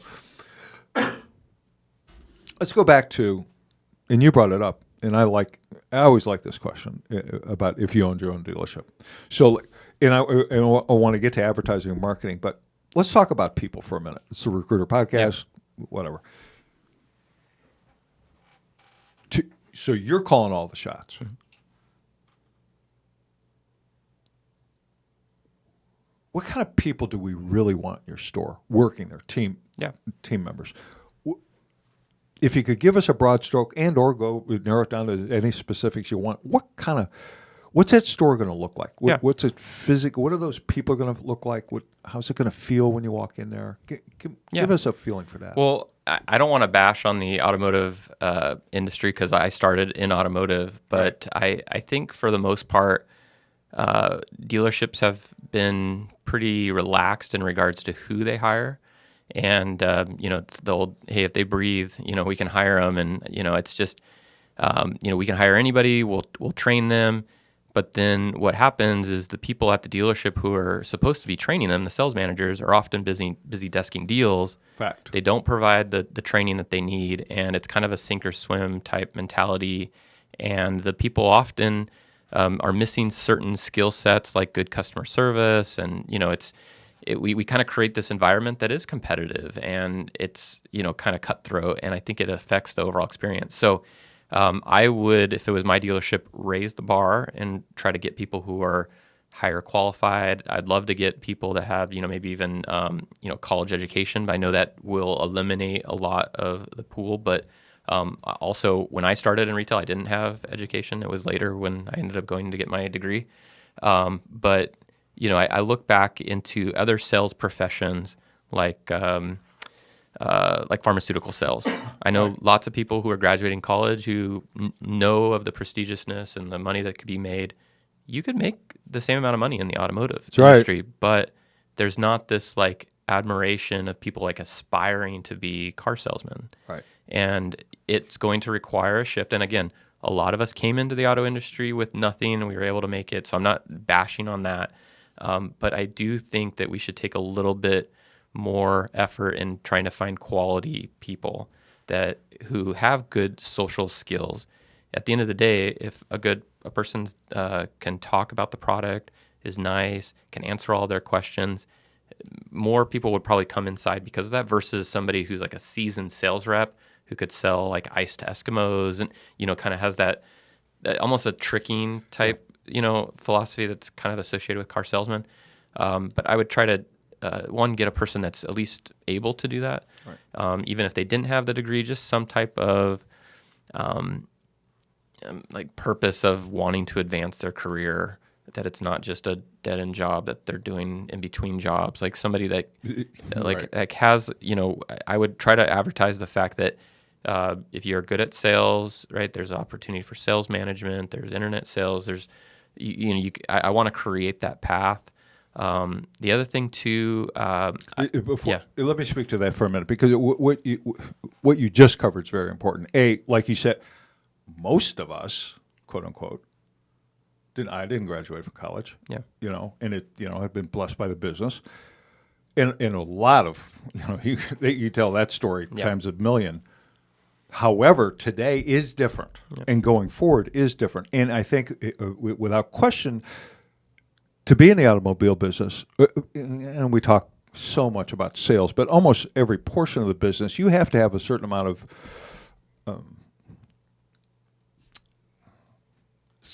IQ, skill set, right, to be able to intellectually understand some of the concept, even a CRM, and how to use it, and the technology and so forth. So you have to have a certain amount of smarts to be able to do it. But more importantly, I think, and we found that we're really hitting it a lot lately, is emotional intelligence. You have to have that apathy, the self-awareness, and so forth. This is really important in today's market, and that's what you're speaking to, where people have a true feel for who they are, where they're going, have empathy for other people, because that's something that's sorely lacking, always has been in our industry, and needs to be worked on it. And you're not born with emotional intelligence, it's a learned behavior that can be learned and taught. And we'd like to, and we're incorporating it now into our interviews, which is it's a great point. Dramatic change. The skill sets that I would want, instead of like being a good salesperson, would be the person who, where are most salespeople standing? They're on the corner, right, smoking a cigarette, waiting for their next up. Right. I want to know, when it's slow, what are they going to be doing? Yeah. Are they going to be standing there, doing the tap on the shoe and hiding new people in the trunks, all the games that they play? Or are they going to be trying to generate their own business, or are they just going to be reactive, right? So I want people who one of the things that I would do if I was hiring a salesperson is ask them to prepare and present to you a prospecting plan if they were hired. Because when they start, they have a clean business plan. They have a clean book of business, and you're either going to be standing on the corner waiting for an up. Nothing wrong with that. Right? I want to know where you're going to generate. And they're going to say, okay, well, this is my network. I know some people here. I'm going to do this. I'm going to do 900 Facebook friends. Yeah, so they present that. They have a plan. That's a guy that I want to hire. And if somebody comes in and they don't do it, okay, well, I'm probably not going to hire him. But the cool part about this is, if somebody's bringing these prospecting ideas and you don't hire them, you get to keep the prospecting ideas. You know what I mean? Yeah. So you're getting all these things, and then you can, in your weekly meetings, you can say, hey, I got this great idea.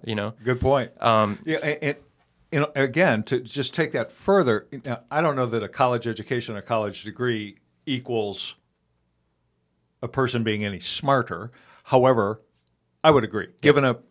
I think, all things being equal, I'd probably take someone with a college degree. Yeah. And I don't, like I said, there are a lot of people who you kind of weed out. But the purpose of the college degree that I'm mentioning is, when people graduate college, they start looking for a job. Right. They're not looking for car sales. Yeah. Oh no. That's last thing. That's the point. I guess I could always sell cars comes into the equation somewhere. So that's the point. I'm not saying like, hey, we should hire a college grad. Right. We need to create an environment that we are pulling people who might go off to be great in other fields, like pharmaceutical sales or whatever, that we can pull into that labor market. You know what I mean? That are qualified. Right. But it's going to require a shift change. It might even require a pay change, just because we have to be more competitive. Dude, you're absolutely right. And check it out. College tuition reimbursement program. Yeah. Okay.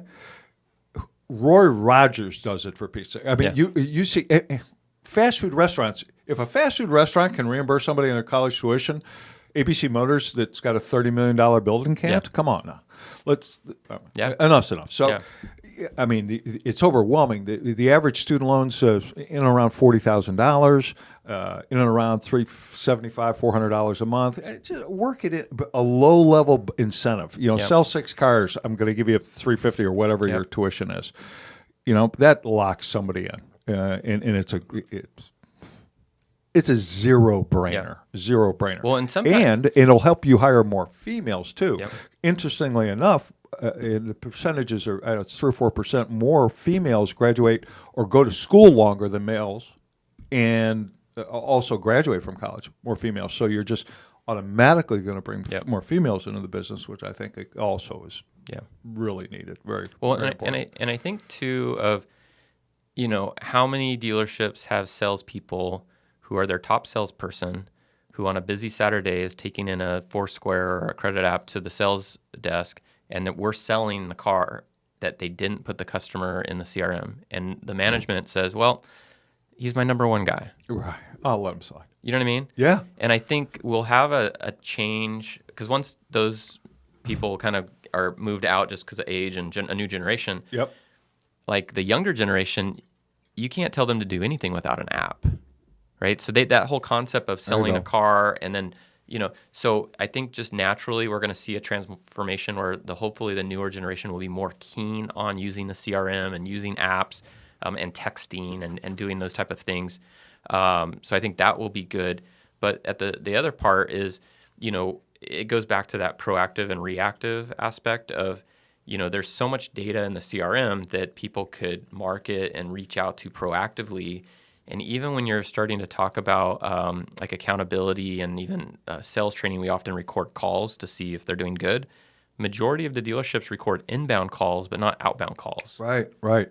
Okay, inbound is somebody that's hot, outbound is cold. Right? If somebody just is like, hey, I want to buy a car, like, why are we recording those ones? Right? It's the work. It's the work ones, the ones where I actually have to pick. No sales prospecting is the least, you know, favorite thing of a salesperson, but you got to be good at it, right? Are they just calling to call, or they actually have some type of enticement messaging? Like, I would focus more on that, right? Right. When guys hit, you know, got to make 100 phone calls a day. Well, okay, I can make 100 dials a day. Yeah. What's the substance of that call? Yeah. Is it any good? And if you don't know, unless you're listening. And all like Phone Ninja and all these other companies, I mean, they track inbound and out, Car Wars. Right. And they do it, but it's like an extra service. Right. But that's where the focus should be. I would agree. Yeah. You know, that's so that would be another opportunity. The other thing too, we talked about the sales managers are often the ones that are responsible for training. They should be having some type of daily or weekly meetings, but a lot of times I feel like it lacks substance. There's no content, and they're not providing the sales staff with anything that's helping them advance their career. And so this should be an opportunity to say, hey, like, let's identify the reasons that consumers are saying no to us. Every time somebody says no, write it down. Then on our meeting, we collectively talk about those, and we talk about how we can overcome those, right? Or the challenges that we're having. Maybe it's the script, or maybe it's the walk around. There should be more involvement in regards to that. And I feel like, you know, some dealerships, maybe they do that great, but you know, identifying. So the dealership that I would be big on education and training. You know, as you get new hires, they probably miss the CRM install. So sometimes at most CRM companies, you tell them that you're thinking about quitting, and you say, because people aren't really using it, they'll come out to the store to do a reinstall or train just because they don't want you to leave. Right. But it's good to know. When I was working for Dealer Socket, I'd have people that would cancel Dealer Socket to go with another vendor, and I'd figure out why. Right. And like, well, this other vendor did this, this, and this, and I'd be like, well, we do it. Mm-hmm. They just didn't know, right? Or they didn't know the value of what it is. So pulling people in, like Stacy Ellison, the BDC queen, she's got some great best practices. Lise Kephart. There are these people that can come in and kind of help maximize the tools that they're using. Right. Bring people in like that. You know, check this out. So, sales meetings. You're right.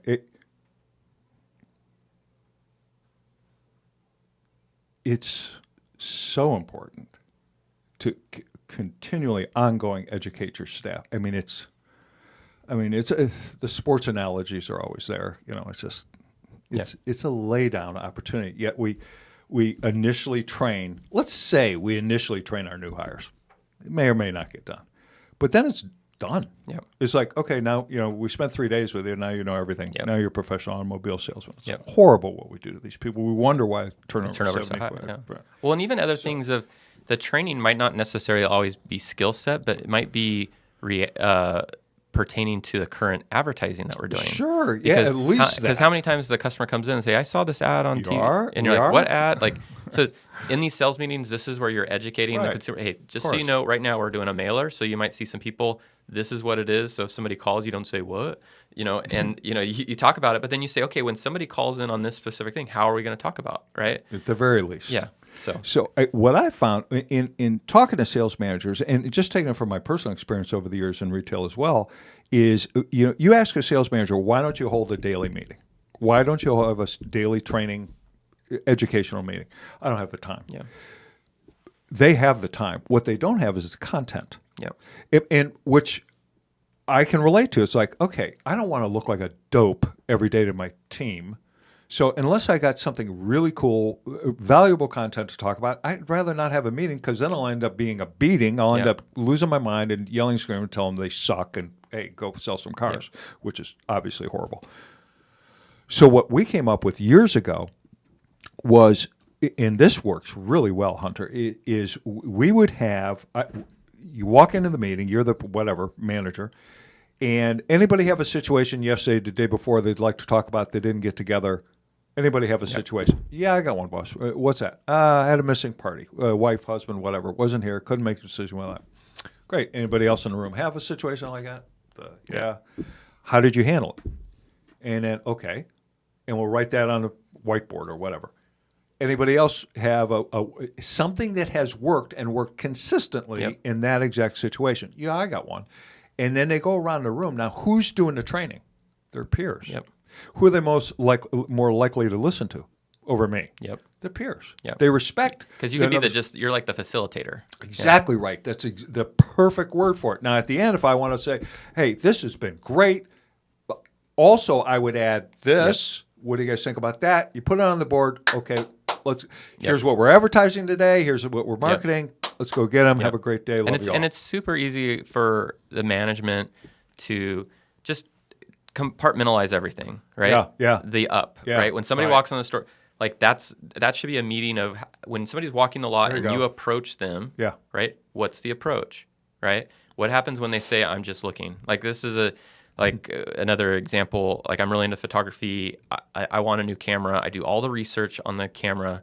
I go to Best Buy with the money in my hand to buy it. The salesperson comes to me and says, can I help you? And I say, I'm just looking. Right, yeah. There are books out there that are dedicated to overcoming the objection of I'm just looking.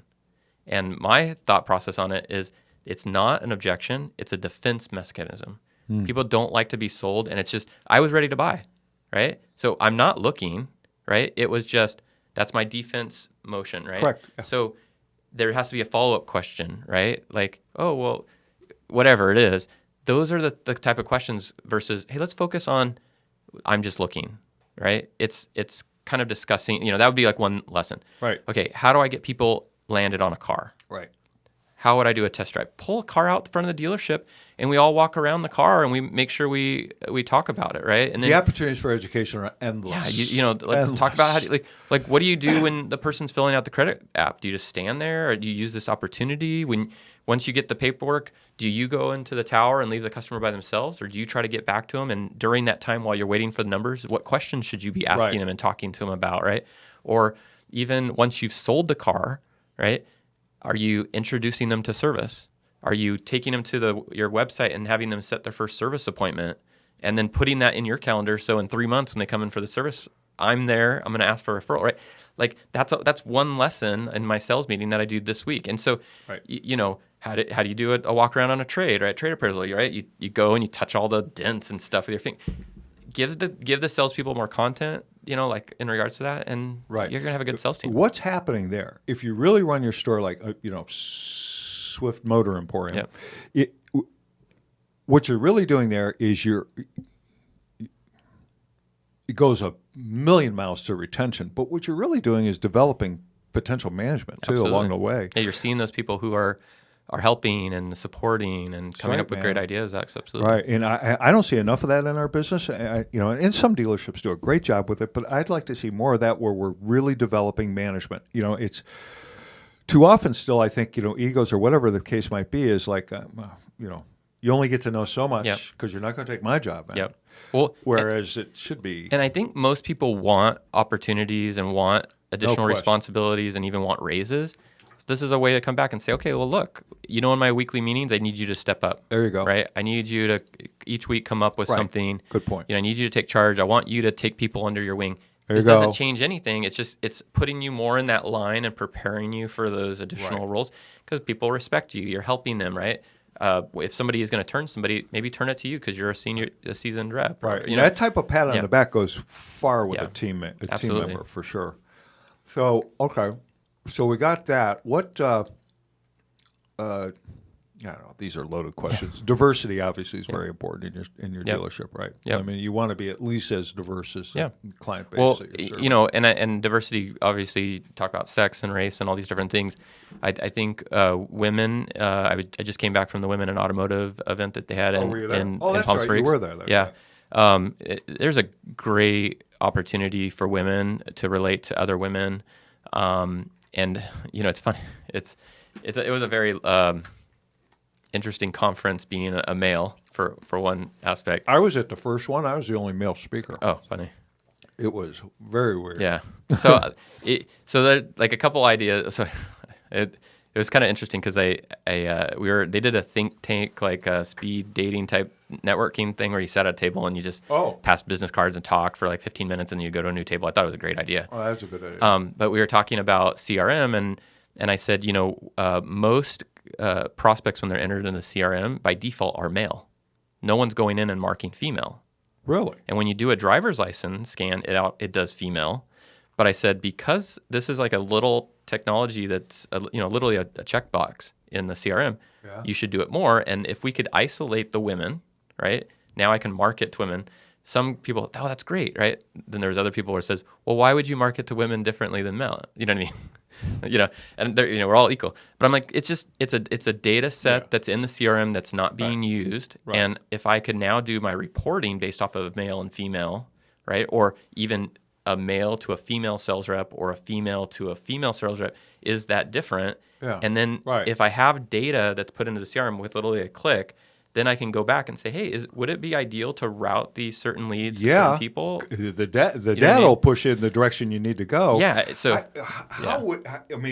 This is pretty basic to me that men and women are different Yeah. and they need to be marketed to in different manners. Yes? yeah, I think to be progressive and open, that's true. You just can't generalize and sense that every woman would want to be interesed in like No, not certain, every. Yeah, Right. Yeah. So, but there are certain things that I think would be, applicable to that. But just purely on the marketing or on the data tracking side, I think it's beneficial. But that's a must. But if you take put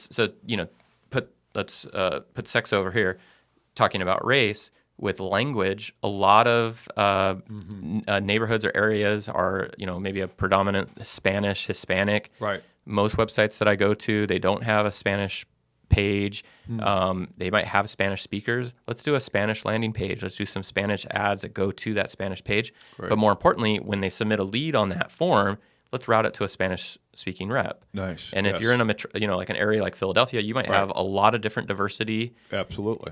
Advertise that you have a Cantonese speaker or whatever. So I think that diversity really Real helps. important. Really helps. And also, the other thing in regards to kind of race or culture is the networking opportunity within that community, right? It would be hard for me to go to another group and network to try to sell cars. Where if somebody's in that group, you are encouraging them to be more involved in the community. And be a representative of the dealership for that. So I think that's good. But then if you take like sex, race, and everything out of it, just looking at interest, I think that's another opportunity where we're sometimes missing of you have a truck dealership, a Ford truck dealer, they have diesel trucks. There's usually a sales rep that owns a diesel truck. He follows Diesel Brothers. His truck spits black smoke out. He modifies, he's like the truck diesel guy. Yeah. But we get a lead on that diesel truck, and it doesn't go to him. You know what I mean? Yeah. Like he's on every diesel form. He knows every single add-on and thing, but we don't route it to him. Or you were talking about the AMG earlier. You have a sales rep who owns an AMG or an M or whatever. He's been to the track day. He knows that car inside and out. we get an AMG lead, but we route it to any person, right? Those leads should go specifically to that person. No question. They could relate. No question about it. How do you think about that? Just popped into my brain. And again, they're all softball loaded questions, but the only reason, as far as I know, unless I'm missing something, the only reason that we don't have demos anymore, free cars, is because of our insurance premiums, our garage insurance premiums. And I don't know dollar-wise the difference, but what could it be? Could it be, depending on the size of the store, obviously, but $5,000, $10,000 a month or whatever? If a dealership went to full demos, let's just pretend, and we're Swift Motor Emporium, and depending on it, most people are going to get cars, so they're going to get a demo, and you can have whatever parameters you want. But if I'm now driving that car, I have to be a better brand ambassador. Yeah. If if I'm working at a Ford dealership and I'm driving a Chevy, man, that just does not work. But even if it's not like a demo, you can say, hey, you could take this car for the weekend. Right. At least that. At the very least. Just get them involved and connected to the brand, because there are a lot of guys that are driving Chevys that are selling Fords. Yeah, man. And it's bad. I mean, that's just bad. And think of the talent that you could get. Then if you have that college graduated person, educated person, they've got a degree, give them a reimbursement situation, put them in that situation. Now they get a free car to drive. Or even they're not looking at the pharmaceutical companies. Yeah, anymore. And that's the thing too, is you don't have to be giving those away right away, but it's let them earn it. You hit these certain objectives, and this is what and they can be low. Yeah. But whatever. I mean, it would have to. I mean, that's the last thing. My father owned a little Plymouth dealership, right? And the last thing on earth I was going to do is ever get in the car business. No way. Not going to happen. Then summer job, I needed a few bucks, so wash cars. I screwed that up. He fired me. I don't know. It's a long story, but you get fired by washing cars poorly. But it happened to me. And but ultimately, then once I was working in the service department, I started seeing those guys walk in the suits, big bulge in their pocket was cash, wives and girlfriends were hot, and they're driving a brand new car for free. I said, "Wait a minute! I'm not the sharpest knife in this drawer, but new car, okay. Let me try selling cars for a while. And that's 45 years ago. So it's like, man, I don't know. I don't know. I know it's way out of everybody's comfort zone, but it's like there was a post in the Alpha Tribe yesterday about techs. And it was actually a former client of ours, used us, didn't work out so well. It was a couple of years ago. So we turned, bottom line, we turned that whole situation around. But one of the things I posted in there was a comment that said, you got to do, if you want to hire technicians, and this goes with any hires for your dealership, you have to do things that are uncomfortable for you in terms of wages, which you mentioned. Mm-hmm. We have to look at a different way to pay people. Why? Just because. Mm-hmm. You have to. No one is going to come into this business with the uncertainty of not knowing have some idea what they're going to make next month. Yep. Nobody. Not nobody. Very few people. And, but Craig, you're talking about socialism in the car business. No, I'm not. I'm talking about a basic living wage, that they know that they can earn. We really have to unlearn a lot of what has been going on for a lot of years. We have to. If we want to recruit top talent and retain that talent, we have to do something different. And sometimes it's going to be very, very uncomfortable.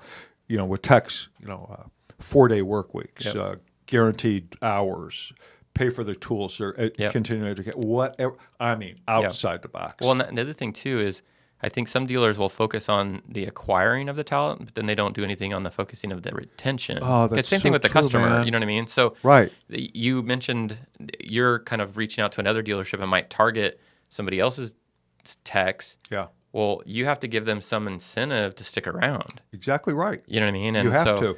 And you have to. That's a mouthful. Yeah. Let's stay with techs. You can do it with any employee. Yep. With techs, we tell dealerships, hey, hold back an hour of their pay a week. So if they're $30 an hour, right, and however many hours they turn, doesn't matter. Hold an hour back and double it or triple it. Yep. So if they're making $30 an hour, hold that $30 that week and triple it. So it's 90. So it's $120 times 4 is 480. Let's call it 500. $6,000 at the end of the year. Yeah. Right now, if they walk, they're only walking with that 30 a week. Yep. That you withheld. You have their attention a Yep. little bit, at least if they're thinking of moving. Geez, I'm walking away from 5Gs here, Yep. man. Well, and if we don't talk about money, the one thing I want to talk about, because I think it kind of relates to people that are either currently working or looking, and something that I applied, and I've done a couple posts on this. A mentor of mine, when I was getting ready to look, he said to write down 8 things that were important to me in regards to my job. Oh, that's good. And, it was, things like I wanted to make money, I wanted a title, I wanted responsibility, I want to be able, whatever it was. And he says, if you can grow that into a 16, even better. But once you have that, throw it into a NCAA bracket and pair them off. Oh, right? wow. So he says, what's interesting is everyone wants to make more money, so that usually will be one that goes up. Right. But when that is against like a 1 and a 2 seed in a first round, Gotcha. you might get something might get beat. And you run it a couple times, and it was super helpful. And I actually did it while I was working, and I was realizing that I was missing. What was the person's background that gave you this information? He's been in sales and has been with a couple of companies. That's brilliant. But yeah, it was just an amazing thing. So I did it, and it worked really well. And the interesting thing about it was there was things that were missing with my current job. So when I was deciding after 13 years to walk away from something, I was confident that the reason that I was making the right decision was because I was missing out on some things. Then when I started interviewing, you're never going to get everything on your list, but I knew what was important.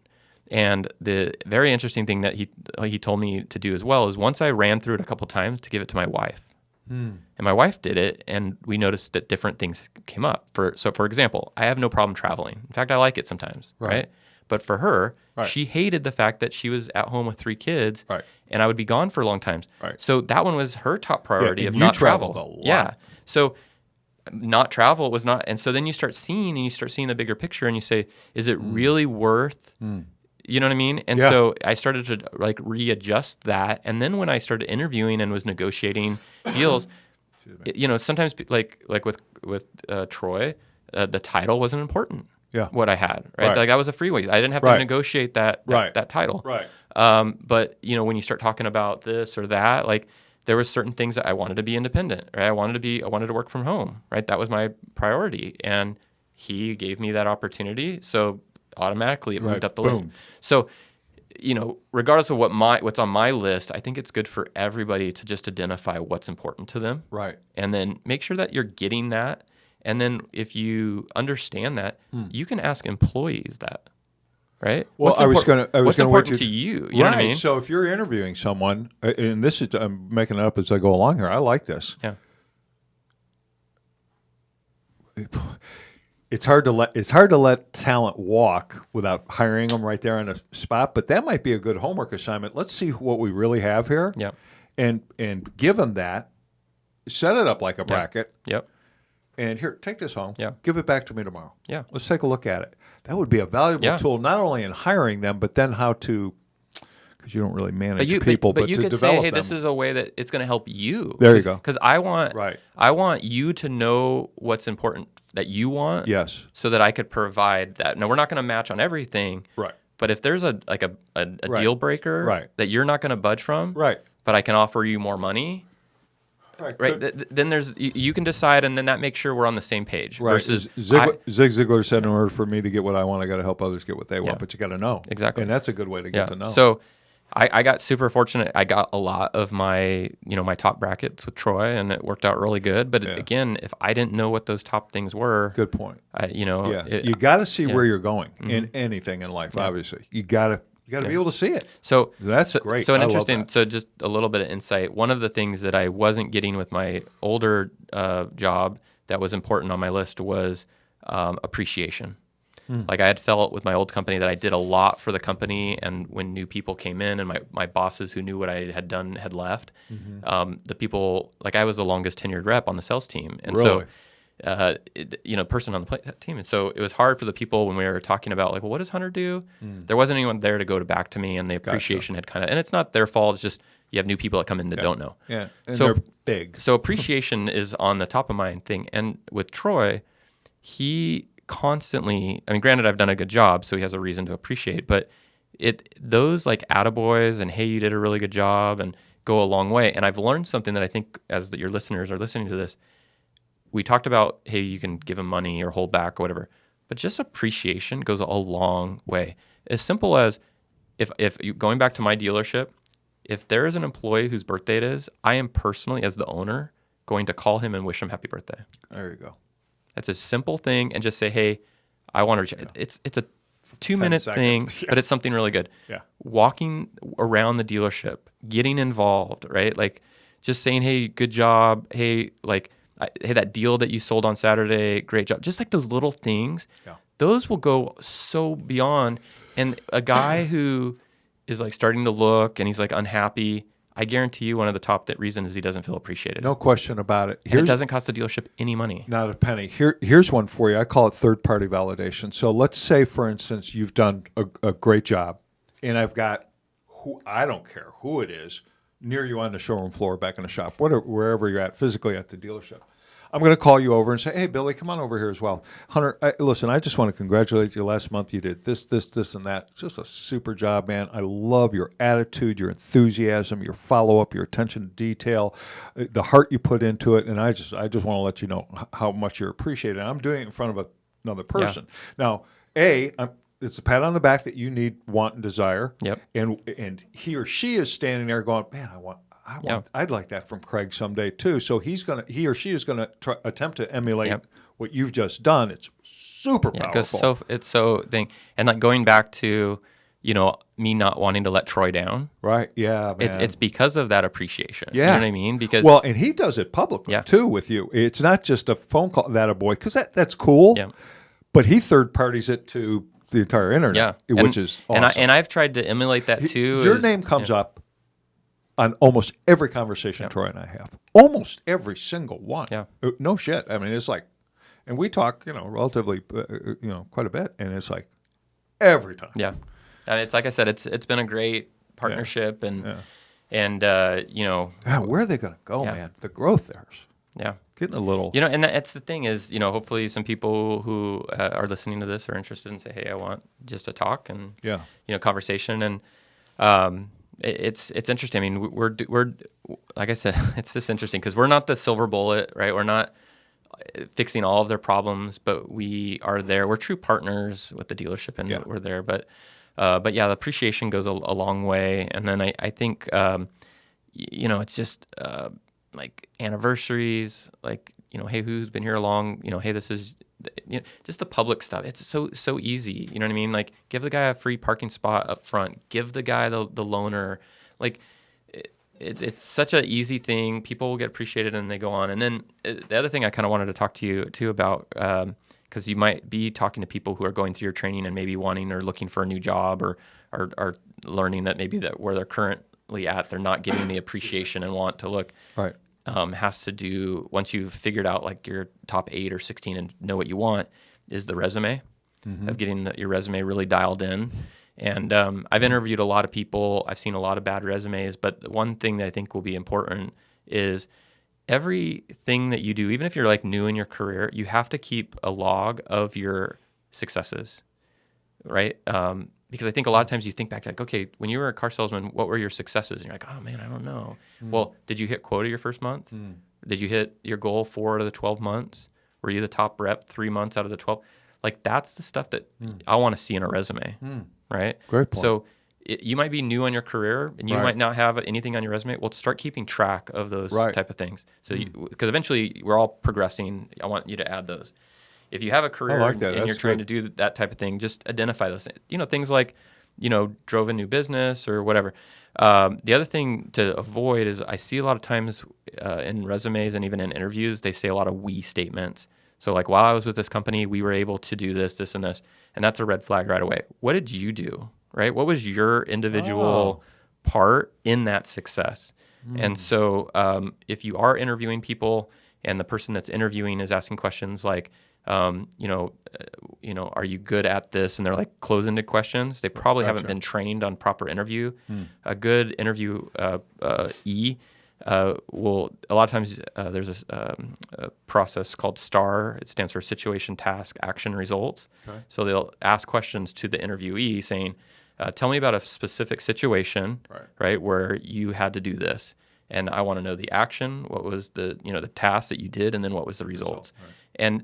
And when I interview somebody, I pretty much have the given of, I'm going to hire this guy, but my job is to try to find a reason not to hire him. Right. Because when you start talking questions, everybody's good at everything. They're perfect. Sure. I want to peel that back, and I want to talk about things that are, have you ever had a good idea that you presented to somebody? Can you tell me about how you presented that? And it was a great idea, but maybe they didn't take it. But let me learn about that. Or is there a time where, you had a complex problem and you had to do data, research to come up with that? And what was the decision? Or has there ever been a time where, that you failed, right? Because of lack of preparation, right?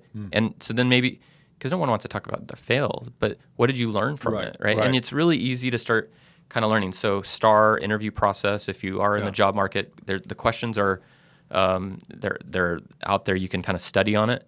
But the other thing is, if you are prepared for those type of questions and you come in for an interview, so Craig, you're interviewing me, this is my opportunity to sell you, right? I only have 15, 20, 30 minutes. I have to use all that time so that when I leave, that I know that I gave everything, told you everything to buy, to hire me. Yes. And I see a lot of people, they just sit and they wait for the question. Yep. And they ask the question and then they answer the question. And then, so they're not really engaged. They're really not selling. And then they start asking questions like, well, am I going to have to travel a lot for this? Right. Or, how much does it pay? Yeah. And so you start to create some doubts. So as you kind of get to that process, use that opportunity to sell.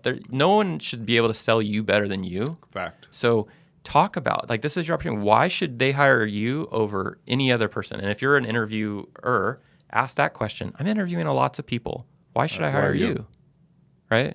Yeah. So those are a couple things. And then one thing kind of going back to the resume, there's a site called Fiverr, Fiverr. Crazy good they have it's insane. That site. For $5 you can get people to read over your resume and they can give you feedback. So write up your resume, send it, pay $5. That's real good advice. They'll get feedback. So I think on mine I probably spent like $40. I went through like 8 people. Yeah. I sent one, got feedback, applied it, sent it to somebody else. Well, and you posted that online too. It was awesome. Yeah, and so made you look really good. I got it really dialed in to where when I went to somebody says, no, that sounds pretty good. Same thing applies for a cover letter. Cover letter is, I think, really important. I think it's often missing. Yes. And with the cover letter is also something you can get help on Fiverr. You can pay $30, $100 and they'll rewrite it for you, but you should be able to write one and then just have somebody critique it. But another thing is that I've learned is when you apply for the job online, some companies use a software that will score the resume because they go through so many. Yes. And if you have the same resume and the same cover letter, you might not get qualified for jobs. So interesting. I feel like I'm very qualified in the auto industry. I had some really high profile companies go after me, but there was also positions that I applied for that I didn't get a call back. That if the company and the people that I know that work for the companies knew that I applied, they would have been like, of course we would have hired you. But my, technology booted you. It's something between that, from the time I applied, I didn't get. Now, a couple of reasons why is the title that I was working and the position that I was looking for, they didn't match. Right, of course. Right? Makes sense. So a lot of times they're only looking to fill that position with somebody who's already been in that. Correct. So sometimes you might have to finesse the verbiage of your role, in order to, if you're a sales director, and their position is sales manager, maybe it's the same position, right? So that was something, but a lot of times, if I was interviewing for a sales role, I would have things like prospecting and forecasting and quota and commission included in those words. Right, the algorithm. Yeah, and then if it was more of a customer-facing support, I would kind of change my resume up a little bit. That's a very real thing, man.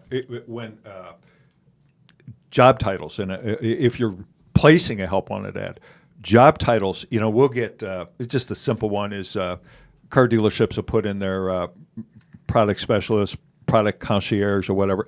No one has that on their resume. No one lists that as a previous job. So they'll never see your help wanted ad. They could be absolutely perfect. They'll never see your ad. Yep. So you have to go by what they're most likely to have called themselves or is included in the resume, because the algorithms work that way. It's very simple SEO that, people placing help wanted ads don't even realize that, we, through zillions of resumes figure that stuff out. And then, it's so important. And then the other thing too is I had 2 resumes. So one was a printout, and then the other one was an email. The email had links that they could click on, right? Oh, that's real important. No one's going to look at the email and type in, right? That's so important. Yeah. Great idea. Yeah. And then a couple other things. I went out and I created a hirehunterswift@gmail.com. And so when people would say, well, hey, what's your email? I'll send you whatever. I'd say, hire Hunter Swift. And every single time they would chuckle.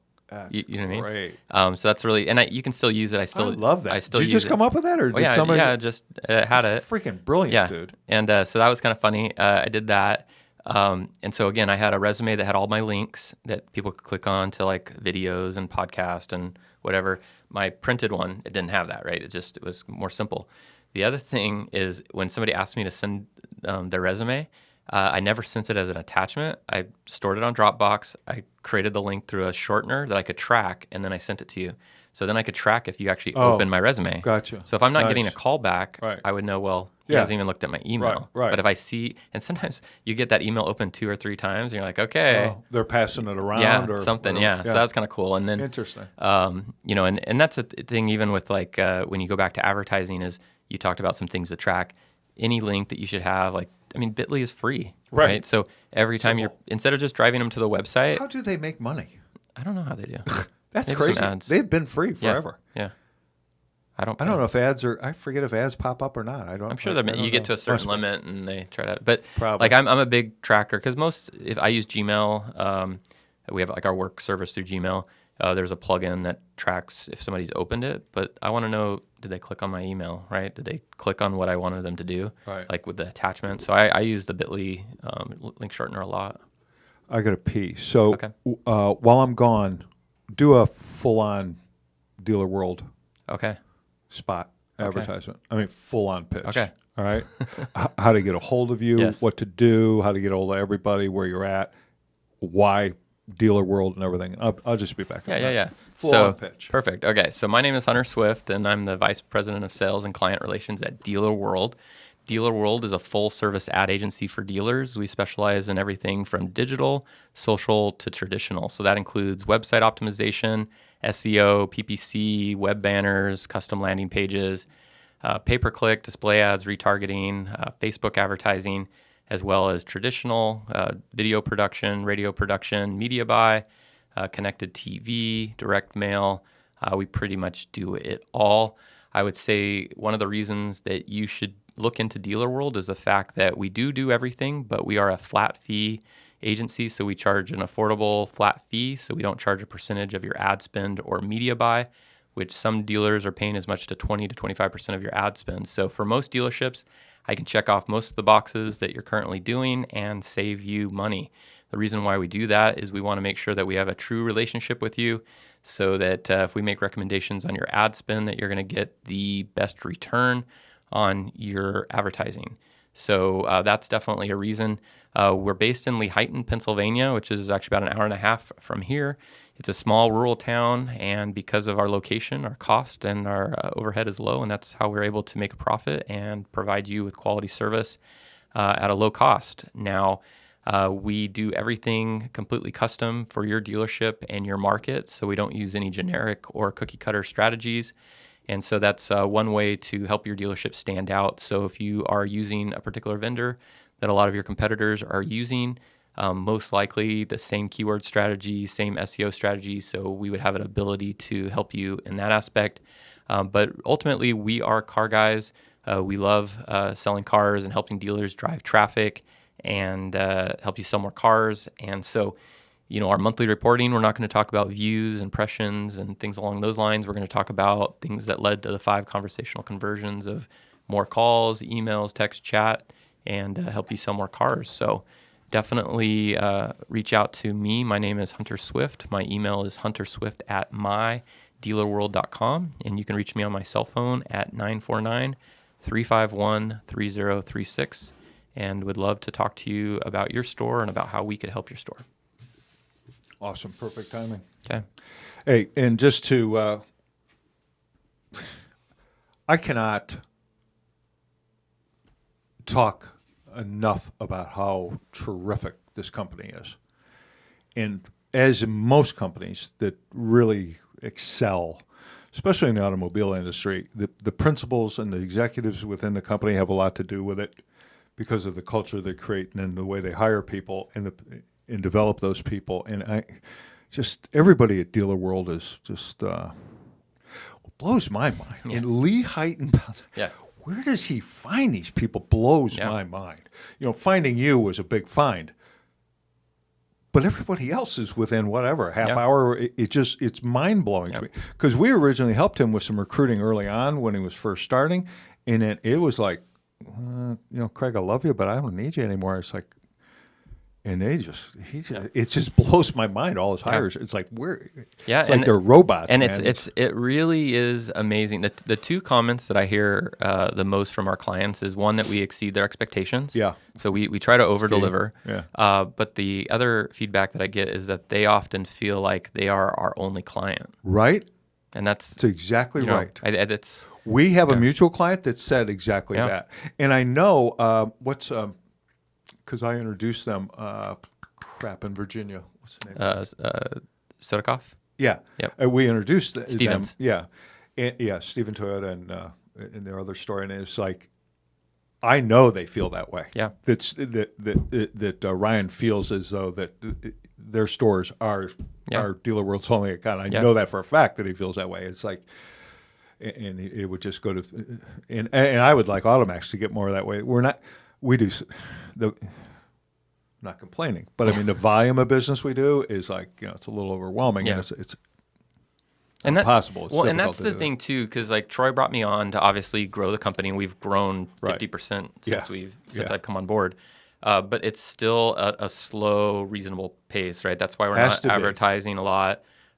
One time last year, Troy actually told me to stop selling because I remember that, and I was like, pump the brakes, and you posted it, and that was like when I read that, I'm like, what are they? What kind of this is a scam of some sort? It was like, no, this is real. Well, and because like I said, we are a small boutique size agency, and what's really important to us, we can't get away from that, right? We can't overload the performance manager with a whole bunch of clients, because that relationship that they have with Stephen Toyota and Kia and all that, we want to make sure that they maintain that. And so the hard part for Troy as a business owner is the point of when do I add new employees? The law of diminishing return is so key with your company. It's always in this position of, okay, we sold a couple more deals. Okay, we got to bring somebody on. Correct. Or I might be working a whole bunch of deals, and he knows it's coming, and he's like, I gotta. Right. So it's that leap of faith of like, is it worth hiring somebody? Like, what if we don't sell those? And so, I definitely know he has that stress, but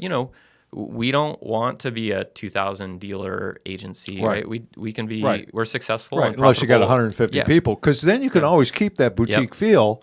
But it's the ratio, right? Yeah, you're exactly right. So I mean, we're because they have to feel that. Yeah, I mean, we're a small boutique size agency, but we're on the Inc. 500 fastest growing company. I mean, we're doing some great things, and so if we could add 2, 3, 4 dealers a month, I mean, it allows a nice pace to where we can continually hire and train and support and not get away from, what we're good at. But, the other thing too is, as I mentioned, we do so much for the dealer. There's usually some type of overlap in regards to, we have this particular product with our website provider or with an agency, or we handle it internal. And I think that's the nice thing about our company is, there's companies that we might just do SEO or PPC or social or maybe just video production, and it allows us to get our foot in the door. And then once we've shown I didn't know that. Yeah. So, I mean, we don't do it always where we're just like a la carte, but, we work with the dealer based off of what they need, right? And if we provide value, then, we can expand that. So, it's been a good run, and the best thing is, we've been able to acquire some, great clients, and And in fact, one of my best customers, I can't even tell who it is because it's, they want to be very secretive because they don't want anyone else to do what we're doing. Yeah. But Love those. Yeah, but we're doing some great things, and it's fun because we get to come in and come up with new ideas, and that's the cool part where it's just thinking outside of the box, and some of our ideas are rejected, right? Sometimes they don't like them, but we're facilitating those things, and because once we do something good, everyone copies it, so right. You gotta always kind of be progressing. So Troy was at Brian Pash's AWA in Florida, right? Brought some things to our team. I attended the Women in Automotive. I'm bringing it to the team, right? So we are a place where we're trying to encourage learning and trying to bring those together, and we're doing meetings now where we're trying to be better. Because again, we're a small company growing, right. Where we can collaborate and identify things that are working at one store and then kind of apply it to other stores. And so that's kind of where the geofencing, the DMV came from. We're like, oh, I love that. I know. That's freaking brilliant, man. I love that. Love that. And we've got never even would have thought of it. And we've got a lot of ideas like that. So I mean, I can't give all my ideas out because then no one will sign up for us. But we had to geofence the unemployment office. Yeah, that's a great point. Yeah. Yeah, I mean, it's the first thing that popped in my head when you said that. Great point. Duh. However, we tend to go after people that are currently employed, looking for better employment, so to speak. So going forward, obviously, you want to make more money, yada yada yada. And I'm talking about personally, and I'm just throwing this out here. I don't know if this is even a possibility. Would there come a day where you would have a quote unquote team working with you, underneath you, beside of you, or whatever the case might be, like cloned hunters? Yeah. Is that possible? Well, is that I something? think the biggest thing that we've done since I've come on board is our growth westward. Right. Yeah, so we had a lot of clients on the East Coast, so we're growing on the West Coast, and the struggle with that is obviously like time zones and turnaround because. That's a real thing. 2:00 on the West Coast, somebody might need some help or do some things. And again, because of our size, it's going to our performance manager, and they're 24/7. They're responding at 7, 8 o'clock their time, just because that's how we are. Right. I could see us growing more on the West Coast and maybe bringing some people in. It's just kind of this opportunity of, we want to grow, but at the same time, we don't want to sacrifice what we're doing. We would like to empower our employees more. We've never done like a trade show or anything like that. Digital Dealer, there was some low cost booth that we were able to do, and it was a kind of just a good exposure for us to get out there. But the biggest thing was we brought 2 of our performance managers, Abby and Cassidy, out with us. That had never been. Yeah, and so it was a learning opportunity for them. They got to learn what dealers are talking about and what's hot and what's hot topics, and so. There's a lot of opportunities. Turned out to be booth babes that actually knew what they were talking about. Exactly. They actually had shirts that said like Booth Babes 2.0. Right. Yeah, right. That said, that was cool. Ask us anything. Idea. Yeah. And so, like I said, we're a small agency that's still growing. We still have our struggles. We're not perfect. But at the end of the day, you can have confidence that you're working with people that you can trust and that has the dealership's best interest. And so at the end of the day, if things are, we've let customers out of contracts. We've, stopped things. We've done things because, we have a dealer in Texas that it was struggling. And, even just making our payment, he didn't have the money, and so we've made sacrifices on that. And then it's returned, I don't know, karma or good works or whatever. But what goes around comes around, so we try to just do that. Yeah, that's so important. What goes around does come around, man. It's really important. And it's like, you can almost set it and forget it because once you put that good stuff out there, whenever it comes, it'll come back to you. Yeah. It maybe in a different form or fashion, but it will most certainly come back to you, good or bad. If you put it out there bad, you're going to you're going to end up losing. There's like little doubt about that. That's pretty interesting, man. So, what if any responsibility? Is it in your wheelhouse or not? I don't know how exactly to ask this question, but in terms of personal branding of, let's say, salespeople, management, whomever in the dealership, because you see so much of it on Facebook now, all the walk-arounds and all the video and it's all the lives, and some of them are not that great, but some of them are awesome.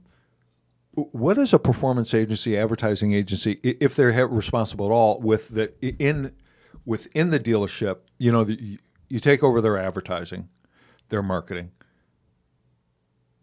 What, if any, responsibility do you have in personal branding, or do you make suggestions like that? Yeah, that would kind of fall under our strategy and our kind of ideas. So, like even some of the things that we don't do, like we don't do organic social media posts for the dealership. We do the paid. Right. Paid. Okay. Right. Some agencies do both, but we found that the organic social media posts should be more in regards to like the community, the involvement, customers who just bought the car, we're taking pictures, and not use it as a sales platform. The sales platform will be Facebook through paid sponsored ads. So I would agree. So with that. even though we're not doing the organic posting, we can come to them and say, "Hey, look, here's our strategy, and we think that you should take a picture with each customer and tell a story about Bob. This is his third Chevy, and he traded in a 2019 or 16 for a 19, and he's going to be using it for work." You tell stories, people get involved. So we'll come up with some strategies in regards to that, and some of the strategies might be, "Hey, we noticed like on your About Us page, you have staff there that don't have pictures. Right. Go get pictures." The other thing too is, why would a consumer go to the staff page? Like if you really think about it, right? They want to know, do I know anyone? Right. Or can I relate to anyone? And oftentimes we don't see any information in regards to that. Right. So I want to be able to use that space as a spot to advertise my interest. So if I said Hunter's interested in car photography and he's a father of 3 and likes to travel or whatever, somebody might reach out to me directly based off of that, right? No question. I'm the diesel guy. I have a diesel truck. Well, I'm interested in a diesel truck. So kind of use that in the branding. And then the other thing too, as you start thinking about like video and templates and things along those lines, we would provide the strategy of saying, "Hey, let's incorporate video more through like BombBomb or something along those," and we could come up with the templates that they use. But yeah, I mean, here's our meet the team page. Oh yeah, awesome Caricatures. Very cool. I like those. Right? I do. Totally unique, real different. I think we used Fiverr. Oh, funny. Yeah. Yeah. I think we did. It wasn't $5, Yeah. but it's kind of unique. Yeah, they do great stuff. They do, man. Yeah. So, and the other thing too, like with the branding, like you brought up a question or a little comment here that a lot of people are trying to do the lives. They're trying to be famous. People want to be famous, right? And you see people like Grant Cardone and these other people, Gary Vaynerchuk and these things. It's alluring because anyone could be that, right? Yes. You don't have to They were anyone. Yeah, like anyone has that audience. And so I see a lot of people who want the fame and they do it. The thing that I see a lot of times where it's missing is they're not providing value. And you kind of have to earn that sometimes, right? Yes. If I've been working at a company, I should be providing some type of insight. And the reason that I'm sharing it is because I have something about it. If I'm just like, "Hey, this is my vlog," or "We're just going to talk," or "Hey, buy a car from me." Right. It just kind of There's no why behind the live. There has to be. You have to have. Yeah. It can't just be you running your mouth. And it has to be good, but I do think it's a great channel to get yourself known. You bet. And I think for my career development, Twitter and those type of things, Facebook helped me because at the time I was with Dealer Socket, we didn't really have a person that was that forefront. Even the CEO, he was kind of a more like, he wasn't really front facing. Like he wasn't at the parties, he wasn't networking at the shows. Gotcha. And I saw a void, so I kind of filled that. Yeah. And I would see at the time, Sean Stapleton was with InSolutions, and Bill Whitmire was with eLeads, and they were like our main competition, and they were doing the speaking and the articles. That's right. And at the time, I was very low on the totem pole, and I did an article, I did a video, and Brian Pash said, "Hey, I'm doing an AWA in Vegas, and I want you to be on this panel." I'm sure. Really? So it's probably one of my best, like, proudest moments of like my progression. I go to the event and then I find out that it's Bill Whitmire, or not even Bill Whitmire. It's the owner, Hugh Hadcock. Yeah. Hugh Hadcock, Sean Stapleton, and then like 2 dealers. And I just remember like I think my title was like business analyst. Like it was like I probably was making $40,000, $50,000 a year then. Right. And I sit next to Hugh. And like his watch probably cost more than I made all year. Probably. You know what I mean? Yeah. And I was Sean's a billionaire. Yeah, and I was so intimidated. You know what I mean? Right. And I did a great job. I was confident, and that really it was a leap it like was a springboard to my exposure. Yeah. But Twitter, Facebook, and like those type of things, it got me on that stage by providing good quality content. Right. And Brian looked to me as a future of CRM panel, and so I definitely encourage people to use that to propel your career and stuff. It doesn't. I think sometimes the hard part as an employer, there's a line of, is this helping the company or is this helping your brand, right? And so I actually had a conversation with the owner and my boss at the time, and I had to make sure that everything that I did at every trade show and every Facebook post, that it was in line to the mission and vision of Dealer Socket. And it wasn't a personal brand thing. It helped my personal brand thing, and it created the value. Of course. But not one of my posts was ever about me. It was always about promoting my company. And so that's where, with some of these people, I think sometimes it's kind of lost because they're trying to promote them. But if they're bringing the exposure back to the company, they're bringing the exposure back to the dealership and the experience, I think it goes a lot longer, and I think the company would then support it. Yeah. But if you're kind of doing, they're like you're, you know what I mean? Like, yes. And so 100%. Elise Kephart got caught up in that years ago when she left that Sunset Honda. I can't believe but here, there's proof in the pudding. I can remember the name of a dealership that a vendor worked at because she promoted Sunset Honda, yet I think they made her take down her YouTube channel or something. They did a couple things. Yeah, it was bad. Yeah, which is unfortunate because it had to bring them a ton of business while she was there. She created that whole dynamic actually, and there's a lot of you got the guy from Cummings Chevrolet. I can't believe I can't remember his name. Not Mike, car guy. Mike Davenport. Well, he was on your. He did that. He's yeah. He's gonna. I mean, his plan. I mean, this guy's got 200,000 subscribers. YouTube channel. This guy's gonna end up making a boatload of dough just from YouTube. But he's going in that direction. But he uses it to sell cars at his dealership. Right. Exactly. You know what I mean? It's a win for sure. Yeah. You give me 20 of those guys, people, men and women on my showroom floor. I'm gonna sit there and count money. It's just like that. That's beautiful. Yeah. And then I think we can look at why not? Why can't we look at people like that bring branding or have that when we are interviewing somebody, ask them branding type questions, which bring a plan together, and that it's kind of that same thing. I've seen, because I subscribe to different keywords and stuff, and I still subscribe to stuff that's posted on Dealer Socket. But there's a guy, I forgot the name. I think he's in Canada. But he works at a dealership, and the dealership uses Dealer Socket, and he creates how-to videos on Dealer Socket. Oh, really? That's unusual. Yeah, just, no affiliation with Dealer Socket. And so before I had left Dealer Socket, I said, we got to reach out to this guy. You know what I mean? Like, this isn't an ambassador of us promoting, and we're not doing anything in regards to it. Let's fly him in and give him some more training, right? Because he already has this audience, and he's passionate about it, and it's helping us in a sense. So there's a lot of opportunities for that, but again, there's a line of making sure that it doesn't interfere with what you're hired to do, because no one's going to want to hire you and then you're trying to do your own thing or promote your, so yeah. Interesting. Want to guess how long we've been here? I don't know, 3 hours? 3.5 hours. Oh, good. I want to know if anyone's been on this whole time. Probably. That would be the impressive part. So if you've gotten to the end of this, right? If you've listened to the very end, you get something really special. Yeah, we should. There are people that do it. I think James Steele, that listens to most of these. We have with the YouTube analytics. I think the average YouTube viewing time is somewhere around 3 minutes and some change. It's short. Yeah. This podcast is 38 minutes. Oh, it's so long, so it's relative, but it's like 10 times the average length and view time.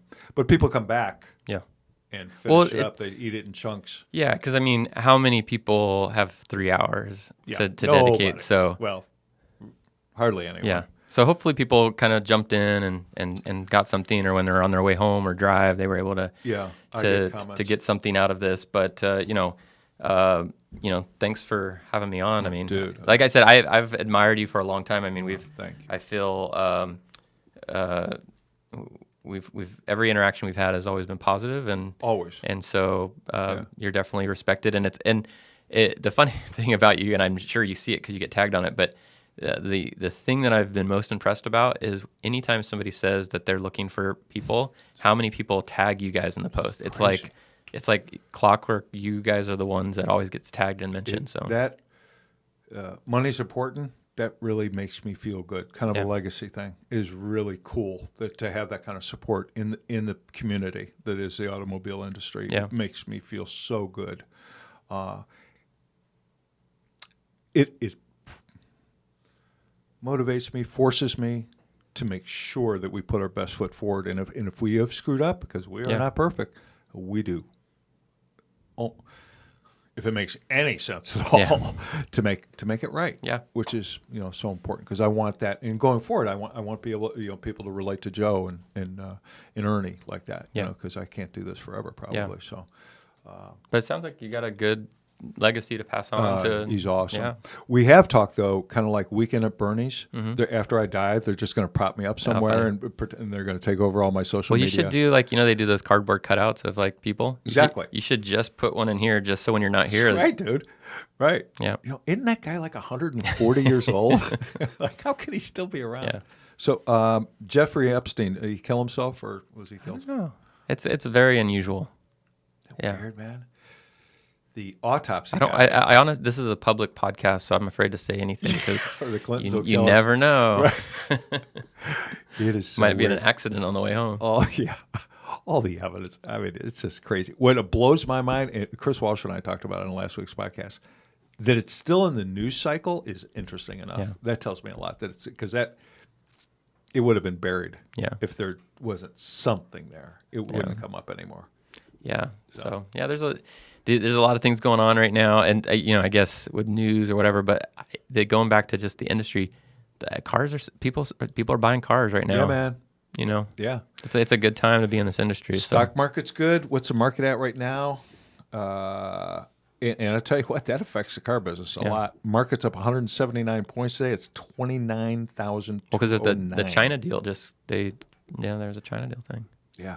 Yeah. That's big, and that's only phase one. I guess 3 phases or whatever it is. So, hey, Adam. Sorry I didn't. I got millionaire producer Adam from All Systems Go AV on the other side of the glass over there. I didn't get you a lot involved today. I'll get you more involved next week, dude. Thanks for sitting there for 3.5 hours flipping cameras and having your headphones on. And I have to say too, because I've watched your podcast. Right. The setup is a lot like cooler. Like this is like a professional setup. Yeah. Like, this is like legit. Like I thought it was just like you two sharing a table, but I know. It's the real deal. Yeah. No, we got sponsors, producers, the whole 9 yards. Yeah. So it's a pretty cool thing. We've only done 39 episodes. So, and I mean, I'm looking long game here, 5, 6, 7 years down the road, what this could possibly be. And the cool thing and I'm not pitching because we got enough sponsors, but like for Dealer World, like your ROI, the amount of views do nothing but go up. Yeah. We have people downloading episodes from almost a year ago. Oh, interesting. Which is weird to me. So it's always increasing. So for a sponsor, it's like, oh, okay. So it doesn't decrease in value. Actually, the dollar I spend actually is more valuable as time goes on, which is kind of a. Do you have any good future guests coming on? Yeah. Are we off next week? I'm not sure if we're off next week or not. We have. I tell you something that's going to be really interesting. She happens to work with AutoMax. She's a recruiter trainer. Her name's Lene Tarver. She's been with us 7 or 8 months, I think. But she's brought something to us that we've never done before, and that's service advisor recruiting and training. And that's her background. And she's just terrific. Awesome. And we're going to get her, as a female vendor in our world, well, it's roll up the sleeve, go to a city, stay there for a week. It's a brutal career. Yeah. and she's embraced it, and it's just kicked ass. And it just good. she's really smart, really very, very cool. She's a great interview. So she's going to be on in a couple weeks, and we got a couple, actually two. I actually really can't talk about for February yet, but going to be pretty interesting. Good. We have a gentleman from the Jacksonville Jaguars. It's a listener to the show. He works he's in the front office. He's an automobile freak. Somehow he found the podcast, and we've been talking back and forth. So he's awesome. going to be on. He's going to come up from Jacksonville, but he's in charge of. He's vice president in charge of community affairs, I think is his title for the Jacksonville Jaguars. He'll be an interesting guest. Yeah. Yeah. So I'd like to get another stand-up comic on. We had one. You got the wall, so. Got the wall, man. Yeah. The Comedy Store or the You know Improv. you know who you should get? Danny Benitez. Danny and I talked 2 weeks ago. Oh, awesome. Yeah. Because he's a great dealer. Like, he knows his automotive, but he actually came from like some comedy. Oh, he's So awesome. he is hilarious. He is hilarious. Yeah. Yeah, him and I are good friends. Yeah, we talked, I don't know, 2 weeks ago, but Yeah. he's pretty busy. But I'm trying to get his girl, Heather. Yeah. She used to work for us. Yeah. And yeah, so yeah, they both have open invites. So I'd like to get them. And you both got to in get there. Lisa Copeland. Yeah, Lisa's just She's another one that's always busy. she's so damn busy, man. I've been on her show a couple times, but yeah, Lisa and I mean, we have a relationship between Carson Way and AutoMax. Now, will you be at NADA? No. Okay. We only go about every 4 years. Okay. It's the ROI for us sucks with that. Yeah. For you, Yeah, we're not doing a booth. I'm probably just going to be just a network. But yeah. For CRMs, it's great. Yeah. Any gadgets, great. For recruiting, not sexy. Dealers kind of like walk by. It's just and it costs. It doesn't cost a lot for. I mean, digital dealers more for a booth, I think, than NADA. But by the time we get all our people there, and when you put all the costs together, even on a 10 by 20, it's well. And the hard part with some of those trade shows too, it's like for us being so small, we're really good. But when you see a 10 by 10, then they're like, oh, well, who are they? They must not be good. So it's kind of it's tricky. That's a true thing. And that's why dealer socket, Cox, they go bigger and bigger every year, and it costs millions and millions of dollars because they have to they have to show and portray that because all of a sudden if they're not at a trade show or the booth's small, they're gonna be like, what's going on over there? Dealer socket one year, I think. They have an elevator in their booth. It never an elevator, but we had floors. Yeah, we have had 2 floors. That one year, I mean, it was like $1 million all in with everything. I think it was like over $1 million. Oh, kidding! Yeah, but a lot of the business comes from it. I mean, people shop. Oh, sure. Oh, you see them in there just bang, banging out deals. I think man. one time we had 40 or 50 demo stations, and there were multiple times where everybody was full. Wow, that's crazy money. Yeah. Who's the number one CRM right now? Is there a way to I would say Dealer Socket. Is it? Like I said, obviously I'm biased. I spent 13 years there. Everyone I've always talked to said they were the best, usually. Yeah. Because you don't have that Vin Solutions, falling out on Friday deal. Like honestly, the best CRM I always hear people say is the one that you use. Right, of course. And like I said, I wanted to give something special to the people who listen to the very end. So if any Dealer Socket user is listening and would like a Dealer Socket audit, and I'll go in and I'll audit them, I'll do that for free. So I'm writing that down. I'll put that in there when I get home. Any Dealer Socket client. I'll do a Dealer Socket audit. I'll go in and just make sure everything looks good, turned on. Things need to be updated. Remember I mentioned that Internet ROI report's not getting set up. So yeah. So we actually have a lot of Dealer Socket customers. Cool, dude. Dealer Socket customers, and obviously I can help because I can jump in. But if you're thinking about switching from, I don't know other CRMs, so I can't provide. I don't know the access. But if you're using Dealer Socket and you're thinking about switching, let me get in there and see if Right. I'm going to post that, and I got a tricky way to make sure that they listen to the end. So I already thinking about that. Okay, cool. So I'll tie that together, and we'll. But yeah, anything that I can do to help dealers, either advertising audits or even just consulting, photography, I don't know, whatever.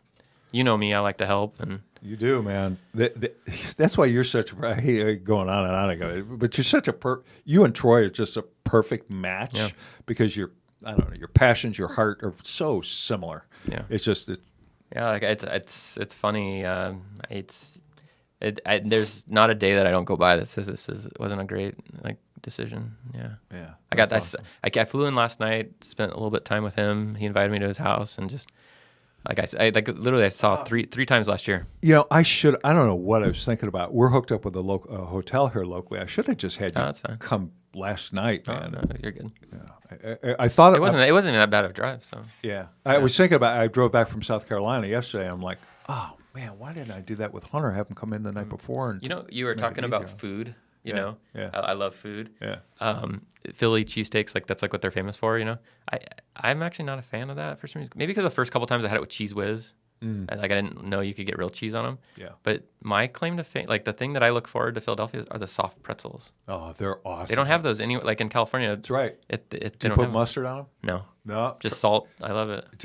Just on portion, I put a little mustard on it. Yeah. Really, the tang and the salt together. It's awesome. Yeah. So I grabbed one on the way in. So. I really appreciate you coming. Yeah. No. Thank you, very man. much. All the information. I learned a lot. Yeah. Our audience had to be bonkers. Yeah. It went on a lot of different tangents, but if you listen to the whole thing, there was definitely some takeaways. So. Well, what you see is, I don't know, the end of the day with X amount of views, but by this time next week, it'll be, 4,000 or 5,000 views. And if you like it, if you got any value, share it. Yeah, please do. Please do. All right. Again, thank you so much. Everybody out there listening, watching, we love you so much and really appreciate you. Adam, if you would take us out with Always a Rebel, that'd be awesome.